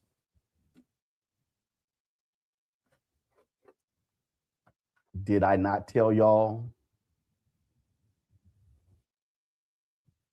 this 4 years ago? What did I say? White fear, how the browning of America is making white folks lose their minds. See, here's the deal. And this is the reality. And Pat Buchanan actually said this, that absolute racist. He said it 2 or 3 decades ago. And if you read Mitch Landrieu's book, and in fact, I did an interview with Mitch Landrieu. We're going to pull that clip where we talked about it. Mitch Landrieu put in his book, and he said, so Pat Buchanan said that, oh, if they become the majority, they're going to do to us what we did to them. Mitchell Landrieu wrote, white people, they're not going to do to us what we did to them because black people have more humanity and they're far more Christian than we are. What you have to understand with this Megyn Kelly move, what Elon is doing, you have to ask, why are they appealing so hardcore to whiteness? Well, that's what Trump did the moment he descended those escalators. He was pressing the buttons of whiteness. He was understanding white fear. And so let's blame blacks. Let's blame Latinos. Let's blame these African immigrants. Oh my God, let's blame the Jews. Let's blame all these different, because this is what the Republican Party needs. And this is why Megyn Kelly is saying this about Nick Fuentes. This is why Tucker Carlson sat down with him. This is why the head of the Heritage Foundation, the people behind Project 2025, embracing Nick Fuentes, because Nick Fuentes appeals to young white men. These are the young white men who feel discarded. These are the young white men who feel that DEI has took their place in society. And so they know that if they want to be able to win in the future, they've got to have young white men who are racially polarized to keep voting their way. That's what's going on. And so you get young white men, you get white women, and you get them voting at higher rates. And if white people are voting at higher rates, and black people are voting at lower rates, and Latinos are voting at lower rates, and then now you've got voter suppression, all these things going in, they say if fewer people vote, then we know we can win. But this is not new. This has long been their strategy. Because folks, if you understand history, and we've discussed this on the show before, that was a point when the Southern Baptist Convention did not oppose abortion. In fact, they passed a resolution that was pro-choice.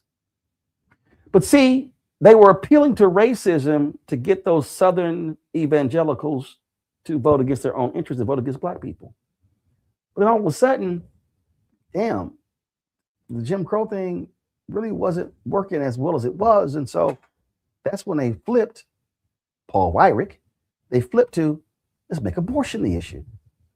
But the undercurrent of these Southern evangelicals is still racism. So whiteness has always prevailed. So when Megyn Kelly goes, oh, we don't do like those leftists and look at people. Yes, you do. Oh, yes, you do. Y'all look at color. Y'all look at gender.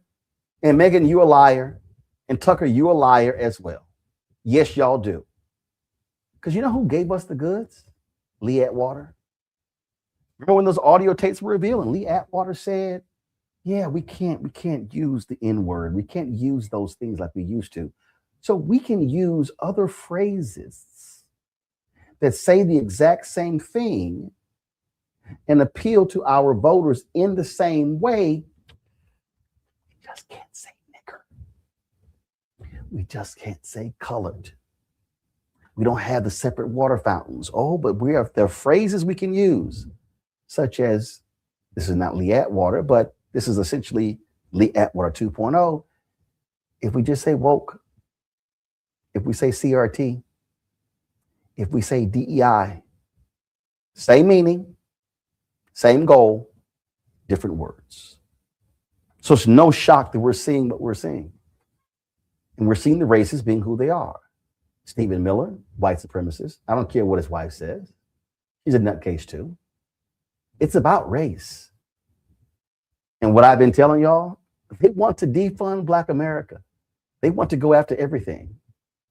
So when you have one of these truly confused Negroes walking around in a MAGA hat, trumpeting Trump, do understand we've always had confused Negroes.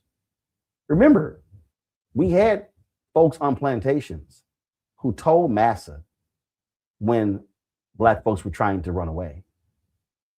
We had Black people who were informing and snitching on Black people to the FBI and COINTELPRO. We've always had Negroes like that, and it still exists. But you know what happens? They all get their Negro wake-up call. Ask Vivek Ramaswamy. Oh, he's gotten his brown skin wake-up call with the racism he's endured running for governor of Ohio. And speaking, who wants to take him out? Who literally said, let's support the white Democratic candidate over Ramaswamy? Nick Fuentes. See, even the Republican Party's coloreds get their colored wake-up call. Let's go to my panel. Greg, I'll start with you.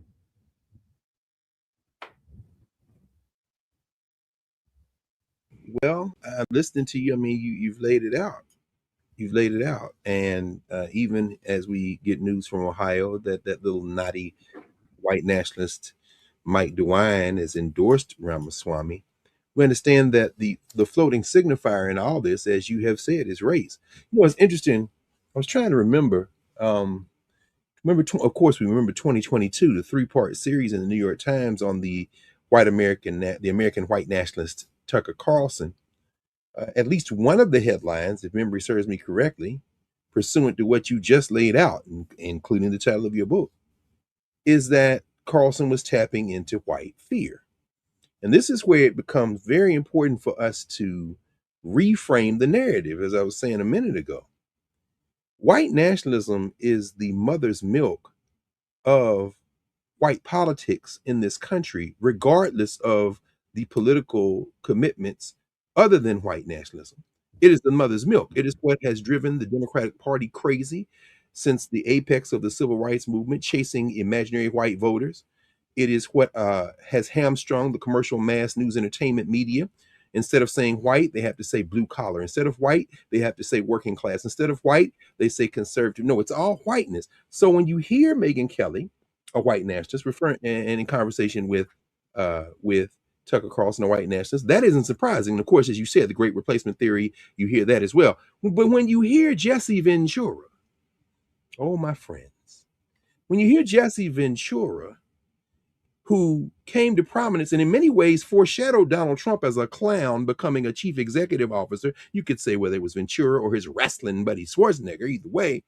But when you hear Jesse Ventura say, maybe I'll run for a third term, we're a third world country. Hold on, dude. You said those things in the same phrase. What does that mean? You're still trying to tap into the imagery of the threat of the rising tide of color, even as folks might say in this moment, you're against Trump like you were against the Confederate flag and maybe the Redskins nickname, but you want the votes of those white nationalists. Finally, the solution to this isn't continuing to use the same language. As Malcolm X said, you're speaking a language they don't understand. You've got to frame this, and ironically, or maybe it's an ancestral intervention. When you see Renee Good lose her life, you got to frame this as good versus evil. And if you go to war and a tear happens to fall out of your eye while you're swinging your sword like Congresswoman Crockett, fine. But there should be no tears when you are combating evil. This is good versus evil. And anybody who taps into whiteness as the mother's milk of your politics, I don't care what your other politics are, you're somebody who has to be fed, at best fed out of a long-handled spoon. At worst, you must be politically destroyed. And that's where we have to be today. Noah. I want to talk to the Christians tonight. And but let me start here, Greg, about Crockett's tears. I am one of these women. I don't cry a lot. But if I do, it's usually out of frustration, and probably I'm using it as a device so I won't get up out of my chair and come and do you some physical harm. I didn't see her tears as kind of like a weak thing for her to do, or that she was crying for something, more than I saw it as her protecting her kind of like emotionality. You know what I mean? That's what I got from that.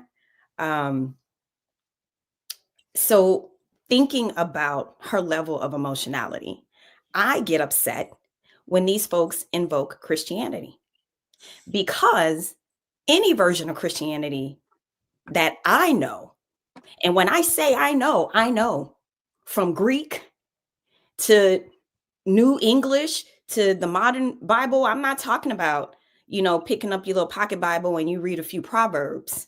That's not what I'm talking about here. When I hear these people invoke Christianity, when I hear them wrap their racism light, their casual racism in the cloak of Jesus, that bothers me. When they themselves do not even want to confront the fact that we are talking about a brown man from the Middle East, because they have completely erased the reality of his actual lived life, that was dedicated to the poor.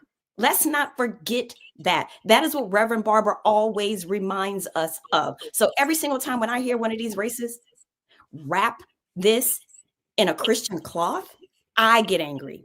I get offended, and every single Christian should. Mm-hmm. Kristi.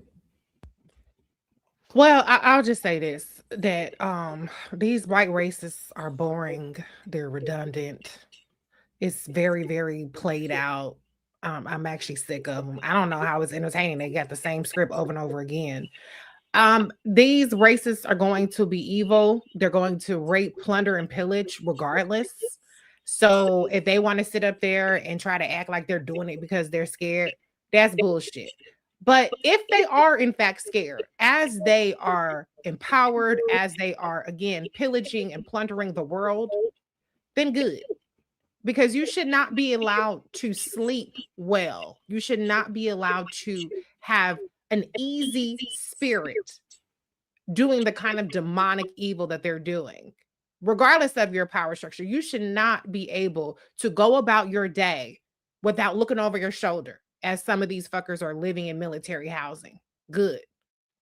That means that they are not comfortable. And that's the one small consolation in it. Now, they don't get a cookie for not being comfortable. They shouldn't be comfortable. But I'm actually happy to hear that even amongst all of the carnage that they cause, that it still ain't sitting right with them. Because I tell you what, if I had money like Elon, I would be fucking chilling. You wouldn't have a little bit of distress in my voice ever at any point. I wouldn't be retweeting no bullshit. I would be out somewhere meditating, popping bottles on a yacht somewhere, minding my fucking business, feeding the homeless. So the amount of distress that these people feel on a day-to-day basis is the only consolation that we have for the fact that they are depraved demons, barbarians that we are forced to coexist with on this world. And unfortunately, there aren't many indications that people are willing to stop them. Like Donald Trump said. And actually, that might be the truth for now. We'll see how long. The only thing stopping him is what's in his mind. And that seems to be the only thing stopping any of these people until the white people that their white lives don't matter because they don't have the income, they don't have the class, they don't have the whatever the fuck. Until those white people decide to side with humanity in the way that Renee Good did, in the way that Heather Heyer did, in the way that many others have done that have been victims of white supremacy, even though they're white, and white nationalism, even though they're white. Until enough of those people rise up and survive their rising up against this white nationalism, then all we can do is take solace in the fact that they're very uncomfortable with what they're doing and that they don't think that they should be getting away with it. And they're shocked every single day that something hasn't happened to them that proves them right. Folks, before I go to the break, I love it when you have a district attorney who doesn't give a damn. Larry Krasner held a news conference. You know, Fox News is trumpeting this, where he makes perfectly clear to the ICE agents, if you bring your ass to Philadelphia and you show your ass and act a fool, you are going to get convicted. I want to play this before we go to the break. If any law enforcement agent, any ICE agent is going to come to Philly to commit crimes, then you can get the F out of here. Because if you do that here, I will charge you with those crimes. You will be arrested. You will stand trial. You will be convicted, whether it's in state or federal court. It's my office prosecuting it. That's how the law works. And you will do your time because Donald Trump cannot pardon you for a state court conviction. Do you hear me, ICE agents? Do you hear me, National Guard? Do you hear me, military? You're going to jail if you commit crimes in the city of Philadelphia. You will be accountable. The law applies to all of you. And I know that there are honest, decent, moral law enforcement officers out there by the bushel, including in ICE. This is not for you. This is for any one of your colleagues who thinks they are above the law. The shorter version of that is FAFO. That's my adopted hometown right there, baby. But let's be clear. It's a lot of rogue ass cops who are on the city forces too, who are with these cats. So Krasner is walking on razor's edge, particularly in a city like Philadelphia, where the ghost of the funky double racist Frank Rizzo still wafts through the air of South Philadelphia. And but Roland and Reese and Nola, that's what you have to say.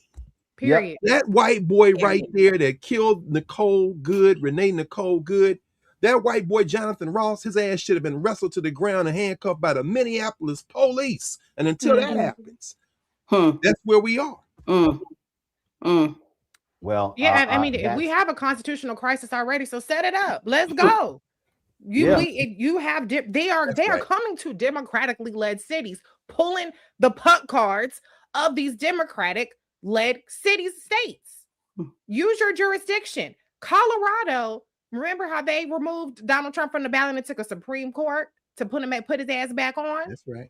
Let's have this battle now. We're the fucking midterms. That's 8, not 10 more months of them wreaking havoc. And then you got till January till you get a whole new motherfucker sworn in. We cannot depend on Republicans to grow fucking conscience or a spine. So set it up. If you lose, who gives a damn?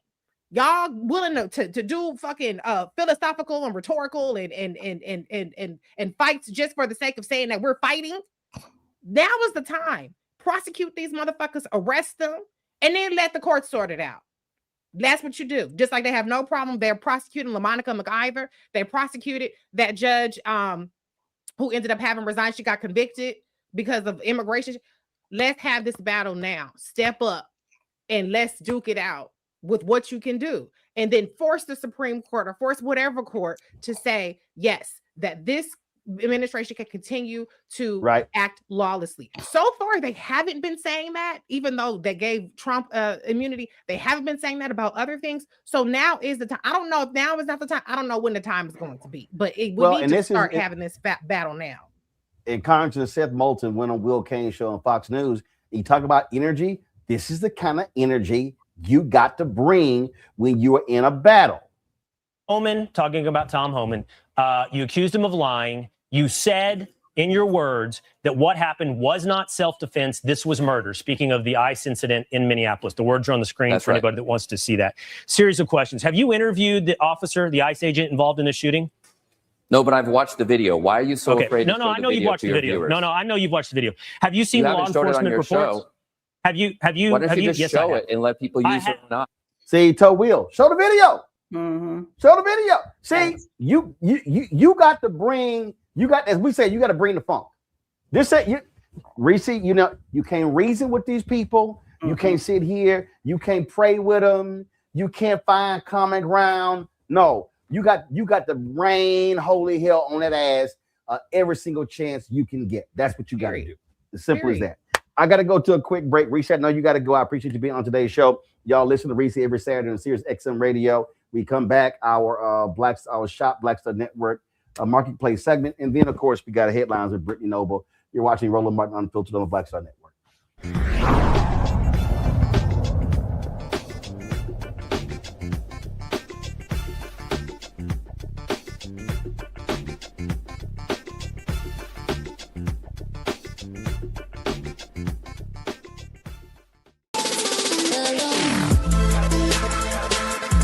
Hey y'all, welcome to The Other Side of Change, only on the Black Star Network and hosted by myself, Bria Baker, and my good sis, Jamira Burley.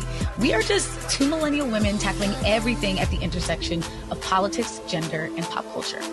And we don't just settle for commentary. This is about solution-driven dialogue to get us to the world as it could be and not just as it is. Watch us on the Black Star Network, so tune in to The Other Side of Change.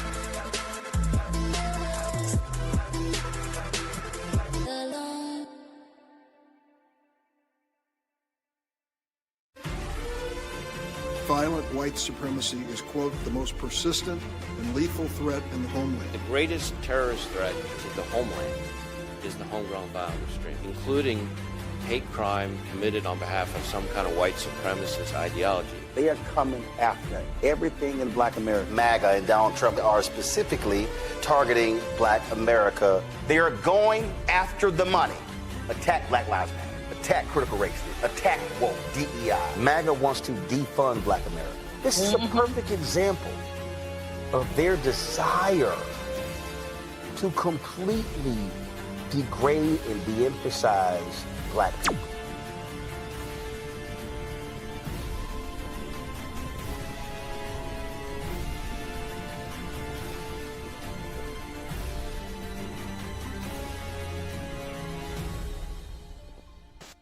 What's up? It's your girl, Tamika D. Mallory, and you are watching the Black Star Network.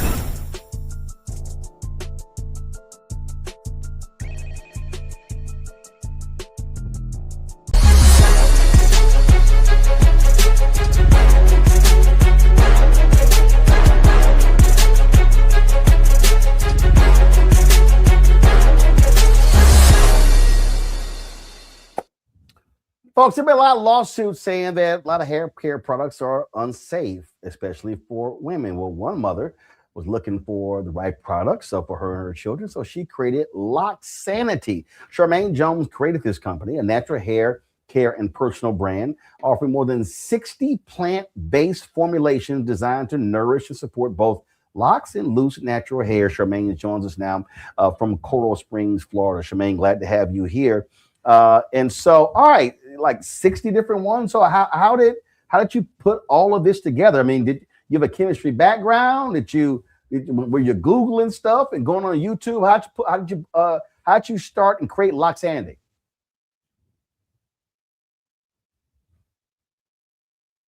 I can't hear you. Is she muted?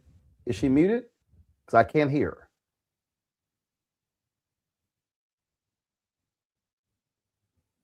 Keenan, let me know. Yeah, I think you're muted. Can you hear me now? Yeah, now we got you. Go ahead. Thank you for having me, Roland. First and foremost, I don't know if you remember, but I had an opportunity to meet you at the Hope Conference a couple of years ago. And so I'm glad that, things have come full circle and I'm here to spend some time with you today. Cool. I'm sorry, go ahead. No, I said cool. Go ahead. All right. So as far as how I came up with the Loxanity, it was really, really quite an adventure that I went on. I actually came from corporate America. I spent about 25 years working in a variety of different industries in corporate America, everything from manufacturing to software. And so the question that you asked, how does someone end up, making lock hair care products?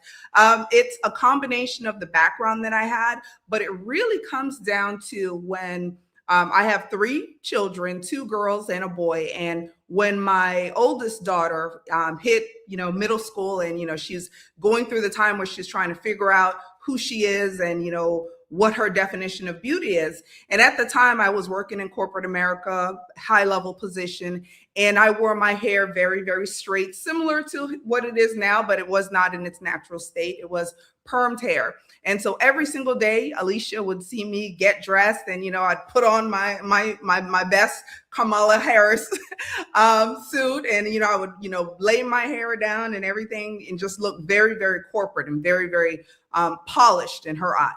And so she started to aspire to that beauty standard. And I remember one day, middle school, she came home one day and she said, I want my hair to be straight like yours. And when I say, Roland, that just absolutely broke my heart, because here I am trying to teach this beautiful, beautiful girl about how beautiful she is, about how beautiful her kinks and her curls and, her afro and her afro puffs and her loose natural, how all of this is beautiful. And she was seeing me every single day, getting dressed, straightening my hair, putting on my suit. She was seeing that as the beauty standard.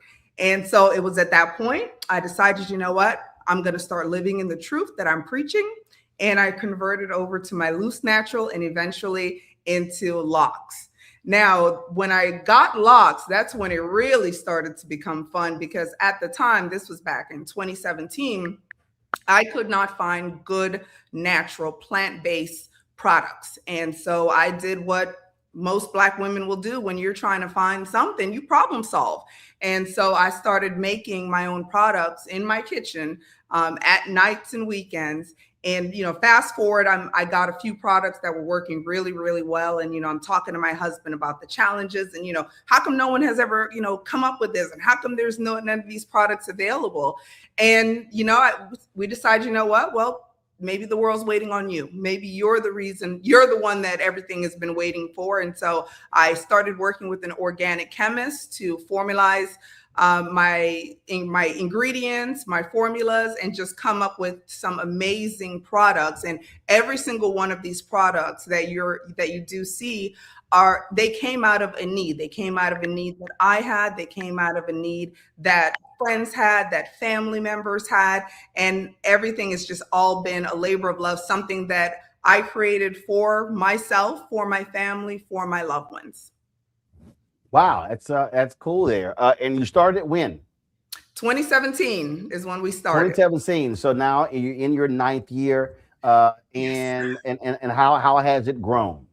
Oh, it's grown exponentially. It's so at the time when I first started the company, I did mention I was working in corporate America. And at the time I was working with an e-commerce company and I was working full time, very demanding job. I was in director level position. So I was in charge of their warehousing, their customer care, just had a huge umbrella. And so I was working 80 hours a week. And then I would come home on nights, weekends, holidays, anytime that I had a free moment, I would work on Loxanity. Fast forward a couple years, the company started to hit a little bit of a rough patch. And being that I was one of those folks that was well paid, they said, you know what, Charmaine, we're going to part ways with you. And that's when things really took off, because I was able to take my 25 years of experience in manufacturing and software and IT, and I was then able to pour all of it into this little baby that I had created, Loxanity. Wow, that's cool there. Let's questions from my panel. Nola, what you got? Hey, so thank you. Where are the products? Okay, I'm assuming that they're in, you can buy them online, but yes, no, stores, you can buy the products are available at shopblackstarnetwork.com, Nola. This is the shop. I'm gonna be nice. It's a new year. Nola, this I wasn't is the done shop. with my question. Nola, this is the shopblackstarnetwork.com segment. Thank you. So the products are available at shopblackstarnetwork.com. Thank you, Roland. Thank you. In addition, are your products available in a brick and mortar store somewhere? In addition to being able to get them here, you are able to, of course, get them in some of the more traditional e-commerce options, of course, also our website. And we do have quite a few beauty supply store, also locticians that do carry our products in brick and mortar stores across the country. About 2 years ago, we had been accepted to be inside of Walmart, and then the current administration happened and they got rid of DEI and we were chopped. We were left on red, no responses, no emails, nothing else. And you know what? I think it's for the best, because now we've been able to really look at a lot of different options. And one of our favorite folks to work with are the mom and pops, the Black-owned mom and pops, because we try to give them the same margins that they would have gotten had we sold to Walmart. And so they're able to really push our stuff, make an amazing profit on all of our products, and we're getting good quality products into the hands of our people. And so it's a complete win-win for us. And so for the folks watching, Nola as well, that when you buy Loxanity from shopblackstarnetwork.com, you're supporting them, but you're also supporting the show as well. Greg. Thank you, Roland, and Nola as well. And Sister James, it's always a delight in this segment to see Black-owned businesses that are serving our people, not only providing products we want, but products we need. And this, again, Loxanity is another one in that string, in that chain. Along the lines of what Nola has just asked and what you just said, in fact, because of your background and your experience dealing with systems and understanding systems, how important is it to have that critical mass of Black institutions and Black networks? I'll tell you why I asked you that question. The other day I was in the mall. I went over there to pick up some shoes, and I walked past the beauty supply store, and I said, I haven't had the occasion of going to a beauty supply store. I don't even remember the last time. It's probably been decades. But I went in there just to look, and I'm like, wow. Now, clearly, we don't own the supply network, the chain. But I'm looking on the shelf, and one of the things that caught my eye was Bronner Brothers. I said, oh, there's Bronner Brothers. Now, of course, there was a time when Black folk actually controlled the politics and the economics of our hair. You're in Atlanta. You're part of that, like you say, you with the Global Hope Forum, and you're part of that network. How important is it for us to be able to go from beginning to end, as you call yourself an accidental entrepreneur, but driven by necessity, like Madam C.J. Walker was? Yeah. You say, okay, I'm going to do this. But then when I looked on your website, I'm looking around, I see this supply chain blooming, and you're literally connecting with Black folk. And it just makes me happy, because this maybe is why I say one other thing about this. And please, just, anywhere you want to talk about this, please do. You know, a lot of my students at Howard now, I see them even in the conservative school of business with locks. Former students used to go to Hampton and say, you got to cut your locks. Now they can wear the baby locks. And I'm saying, with this blossoming, is this an opportunity to recapture a market that we didn't concede, but in many ways was kind of taken with us? Any thoughts about any of that? Yes, you are spot on. You know, when it comes down to it, it really comes down to us maintaining our community and how much of the funds, of the money that we work very, very hard for, how much of it can we really retain and circulate in our economy. And so, you know, when it comes to, you know, take our company, for example, the folks that work here look like me. So that means I'm able to provide good paying jobs in the South Florida market, which for anyone that knows South Florida, you know that it is pricey. But I'm able to employ people that look like me, give them good paying jobs so they're able to support their families, provide for their families. And in addition to that, I'm also able to then control who am I purchasing from. So for my raw ingredients, first and foremost, I'm looking for Black-owned, minority-owned companies whenever I can find them. I'm purchasing from them because I'm now taking my money and I'm putting it into their pots. And then they're of course, going to circulate it more in our community. So it all really comes down to how can we keep as much of our money, which everyone knows money is power. How can we keep as much of our money in our own economy and circulate it? And this is one of the ways that we've been able to do that. And so, you know, when I have conversations with, you know, my children and I'm trying to teach them about what does it take in order to build our community, in order to make it so that our communities are more self-sufficient, it comes down to dollars and cents. You know, the people that I hire to manage my social media look like me. So here you have, you know, folks that are not, you know, did not even think that at one point that they were going to be a part of this ecosystem or not part of the ecosystem, because when I'm making hiring decisions and I'm deciding which vendors, which suppliers, who am I going to use for different services, I'm first and foremost looking for folks that look like me. Beautiful. Thank you. Well, that's one of the reasons why we partnered to create shopblackstarnetwork.com to be able to do these segments, connecting our audience with Black-owned companies. And so, folks, if you want to check out Loxanity products, simply go to shop.blackstarnetwork.com. Let me say that again, Nola, just in case you missed that. And so if you want to get these products, you go to shop.blackstarnetwork.com. And if you go to the website, you will see Loxanity, the products right there. Just click right there. You see the full collection. And again, when you support the show, you're supporting the Black-owned company. You're supporting this Black-owned company as well. So, Charmaine, we appreciate it. Good luck. And before I leave, Roland, I would be remiss if I did not mention one of the things that I'm always told to make sure that I do speak up and say something. Today, you see our panel. We have two gentlemen, and men make up half of the population, yet there are virtually no products out there for you guys. We actually have an entire collection that we've created just for the fellas. It's called Bold by Loxanity. So I had to throw that in there before you kick me off. Well, I don't think me and Greg can worry about that, but I'm sure Mustafa and Omen Congo. Oh, yeah. Absolutely. Yeah, you all have skin, don't you? Yeah. Say again? You have skin, right? Okay, well, see what you said, locks. You talking about locks? You didn't say the skin part. You didn't say skin. Like that. So no. You talking about hair. This is good though.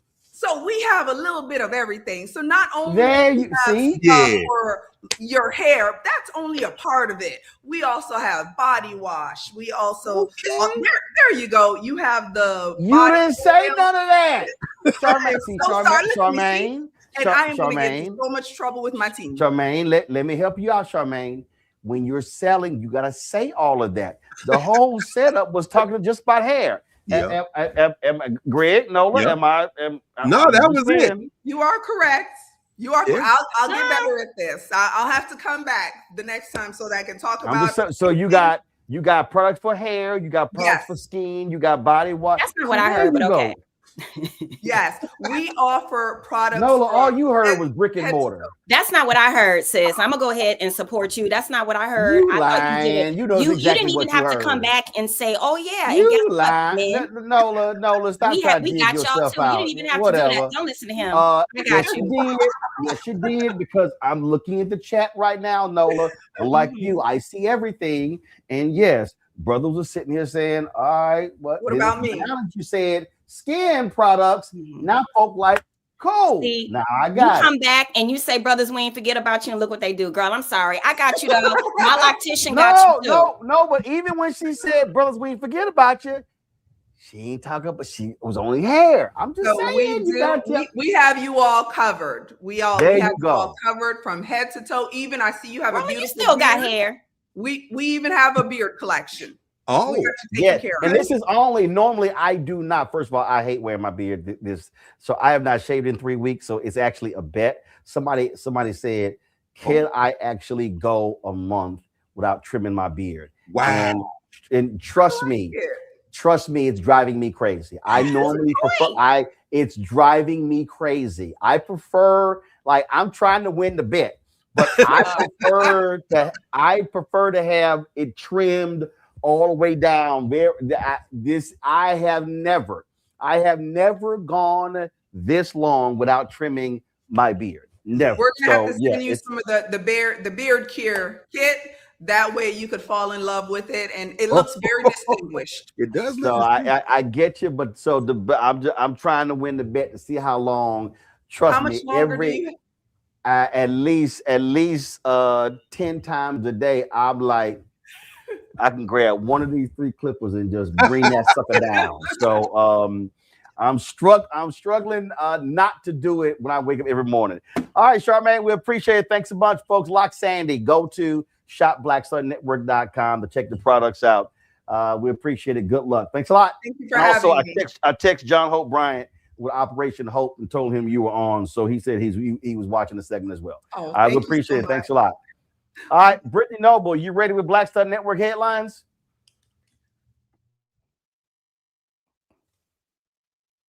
Is Brittany ready? Somebody talk to me. I guess Brittany ain't ready with headlines. Let me go to a break. Ready. All right, I called your name 3 times. I'm here. I mean, I was here for the conversation. I like the beard, but I'm ready for headlines.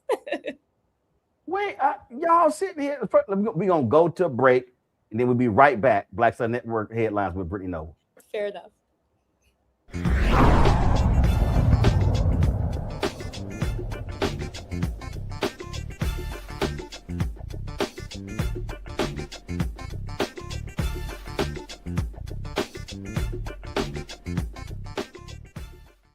If in this country right now, you have people get up in the morning and the only thing they can think about is how many people they can hurt, and they got the power, that's the time for mourning.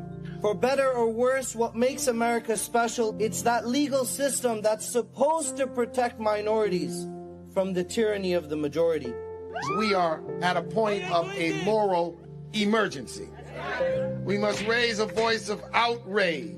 We must raise a voice of compassion. And we must raise a voice of unity. We are not in a crisis of party versus party. We are in a crisis of civilization, a human rights crisis, and a crisis of democracy itself. And guess what? You've been chosen to make sure that those that would destroy, those that would hate, don't have the final say, and they don't ultimately win. Hey y'all, welcome to The Other Side of Change, only on the Black Star Network and hosted by myself, Rhea Baker, and my good sis, Jamira Burley. We are just 2 millennial women tackling everything at the intersection of politics, gender, and pop culture. And we don't just settle for commentary. This is about solution-driven dialogue to get us to the world as it could be and not just as it is. Watch us on the Black Star Network, so tune in to The Other Side of Change.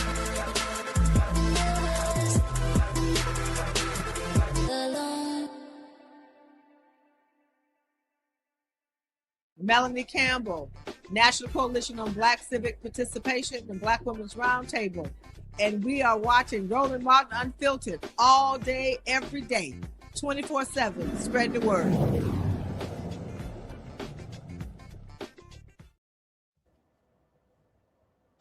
All right, folks, time for Black Star Network headlines with Brittany Noble. Roland, Detroit homicides dropped for the first time in 6 decades. The city recorded 165 criminal homicides in 2025, the fewest since the city had 125 homicides back in 64. Non-fatal shootings also declined from 607 to 447 last year. The police chief says what we're doing in Detroit is working. He credits the Gun Violence Reduction Partnership, the Shot Stoppers Program, police initiatives, and technology for the shift. Also in Detroit, a man wrongfully convicted and awarded $1 million has been ordered to return the money. Desmond Ricks spent 25 years in prison for the 1993 murder of Gary Bennett. Ricks was later exonerated and offered more than $1 million under Michigan's Wrongful Imprisonment Compensation Act, which was passed in 2017. He received about $50,000 per year of his prison time. Now he must repay Michigan the money following a separate civil settlement tied to his wrongful conviction. That settlement is coming from the city of Detroit, which agreed to pay Rick $7.5 million to resolve a lawsuit alleging police misconduct. But the state says that he should not be getting money from both the city and the state, clarifying that it's the city's responsibility. Although Ricks has received some funding, exonerees still receive relatively few payouts. The Department of Justice is suing Arizona and Connecticut. It comes as officials in both states are defending their decision to refuse the DOJ's request to release voter information. Arizona Secretary Adrian Fontes says releasing the voter records would violate state and federal law. The DOJ is currently suing 23 other states to obtain data. State officials are pushing back, saying that releasing voter information violates federal privacy law, which protects individual data from public disclosure or government use. Also, Donald Trump is asking for more than $6.2 million in attorney fees and costs from the Fulton County District's Attorney's Office. It stems from the recently dismissed election interference case brought against him and others. Last year, Georgia lawmakers passed a law that says if a prosecutor is disqualified from a case and it's dismissed, anyone in that case that's charged is entitled to request attorney fees and costs incurred. Fulton County District Attorney Fannie Willis was removed from the case over a romantic relationship that she had with Special Prosecutor Nathan Wade. If the judge overseeing the case grants the request, fees and costs are paid from the prosecutor's office budget. Senate Democrats seek to ban taxpayer-funded payouts to Capitol rioters. Lawmakers are introducing a new legislation called No Settlements for 5 January 6 Law Enforcement Assaulters Act. It will prevent taxpayer money from being awarded to convicted and now pardoned rioters. The bills would outlaw the establishment of any compensation fund to pay rioters. The other piece would stop the use of federal tax money to pay for civil legal settlements against January 6 defendants who were convicted of assaulting police. The DOJ has already approved a nearly $5 million settlement to the family of Ashley Babbitt. She was shot and killed by a Capitol police officer while she breached a smashed window in the House Speaker's lobby. Well, the Corporation for Public Broadcasting, which funds NPR, PBS, and many other local radio and TV stations, is officially shutting down. It comes months after Congress passed spending cuts that stripped the company of more than $1 billion in funding. CPB's board of directors voted to dissolve the private nonprofit corporation after 58 years of service. Over the summer, the Republican-led House and Senate passed a package of funding cuts. In it, CPB and other government agencies were targeted, meaning the money that Congress had previously allocated to them would be cut to fulfill a request by the Trump administration. Created in 1967 by Congress, CPB helps support more than 1,500 local radio and TV stations nationwide. Roland. All right. We appreciate it. Thanks a lot, folks. That is it for us. Let me thank Noah. Let me thank Greg for being on today's panel. Thank you so very much. And just as a reminder, Nola, when we have shopblackstarnetwork.com guests, we are trying to push people to go to shopblackstarnetwork.com. There's the look. So that way, if they buy the products from shopblackstarnetwork.com, then they also support the show. If they buy the products elsewhere, then there's no benefit for us at the Black Star Network. So hence the site shopblackstarnetwork.com.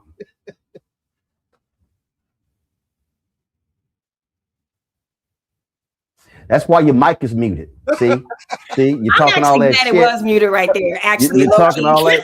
You're talking all that shit, and your damn mic was muted.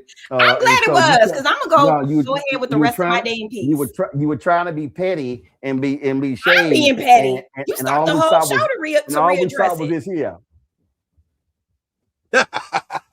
Good night. Good night, all we saw was red lipstick smacking. That's all we saw. All right. Somebody said, ask Nola about her gumbo. No, because she can't cook. Oh. All right. That's it. Oh.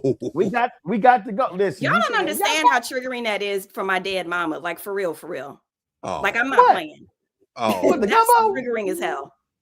When you go, when you gonna bring some to the studio? When I can get in the kitchen and cook gumbo again, Roland. State of the Union. Because that's me and my mama's thing. This isn't just about. You never cooked by yourself? Yes, Roland. All the time. State of the Union is this month, right? So we got State of the Union. Y'all not about to bully me into a sacred thing for me and my mama. What I'm saying, bring somebody to share. I will when I feel like it, not until then. Period. Right. Okay, all right. I try to make sure. But I did make her plorines and they were bomb. Oh, what? Pecan plorine. Pralines? You heard what I said, and you heard how I said it, because that's how you say it. I thought that's what she meant, but I don't. I'm sorry. Did you say pralines? I said pecan plorine. Pecan plorine. I said pecan plorine. Plorine. Can you spell plorine? Praline. Now you want me to spell it the New Orleans way? Because I can spell it the New Orleans way for you. I'm sorry. Did you say it's spelled PRA, but you put the L in front of the R? This man over here making fun of all of us, so I need y'all to be. No, I'm not. I've never heard. To tell him. To tell him that I've never heard plorine. Thank you very much. I'm about to go and eat my plorine. I've heard of chlorine. I never heard of plorine. Oh, okay. Well, unless I know a lot of people from New Orleans. I know a lot of people. One is sitting here, right here. I ain't never heard of plorine. Okay. Well, I want some. I ain't never heard.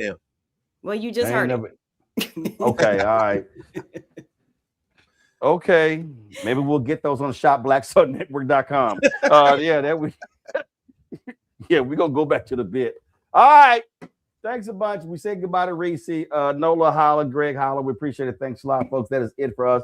Be sure to support the work that we do. Join our Bring the Funk fan club. If you want to contribute to us, please do so if you want to use Cash App, use the Stripe QR code.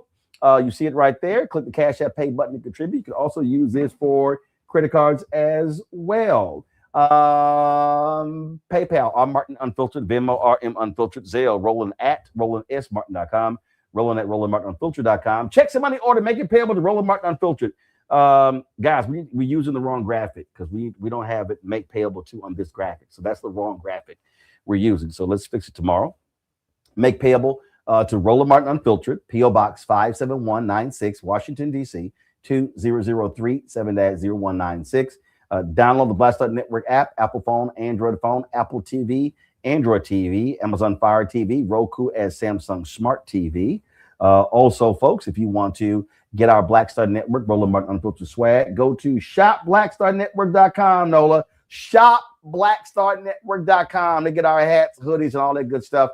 Also, the Black-owned companies that we support, go to shopblackstarnetwork.com. You can see them there as well. As I said, fan base, about $120,000 left to hit their goal of 17 million in the raise. If you want to, first of all, download the app. So got some great features. But if you want to invest, go to startengine.com/fan base, startengine.com/fan base. All right, y'all, that's it. I'll see y'all tomorrow right here, Roland Martin Unfiltered on the Black Star Network. Oh!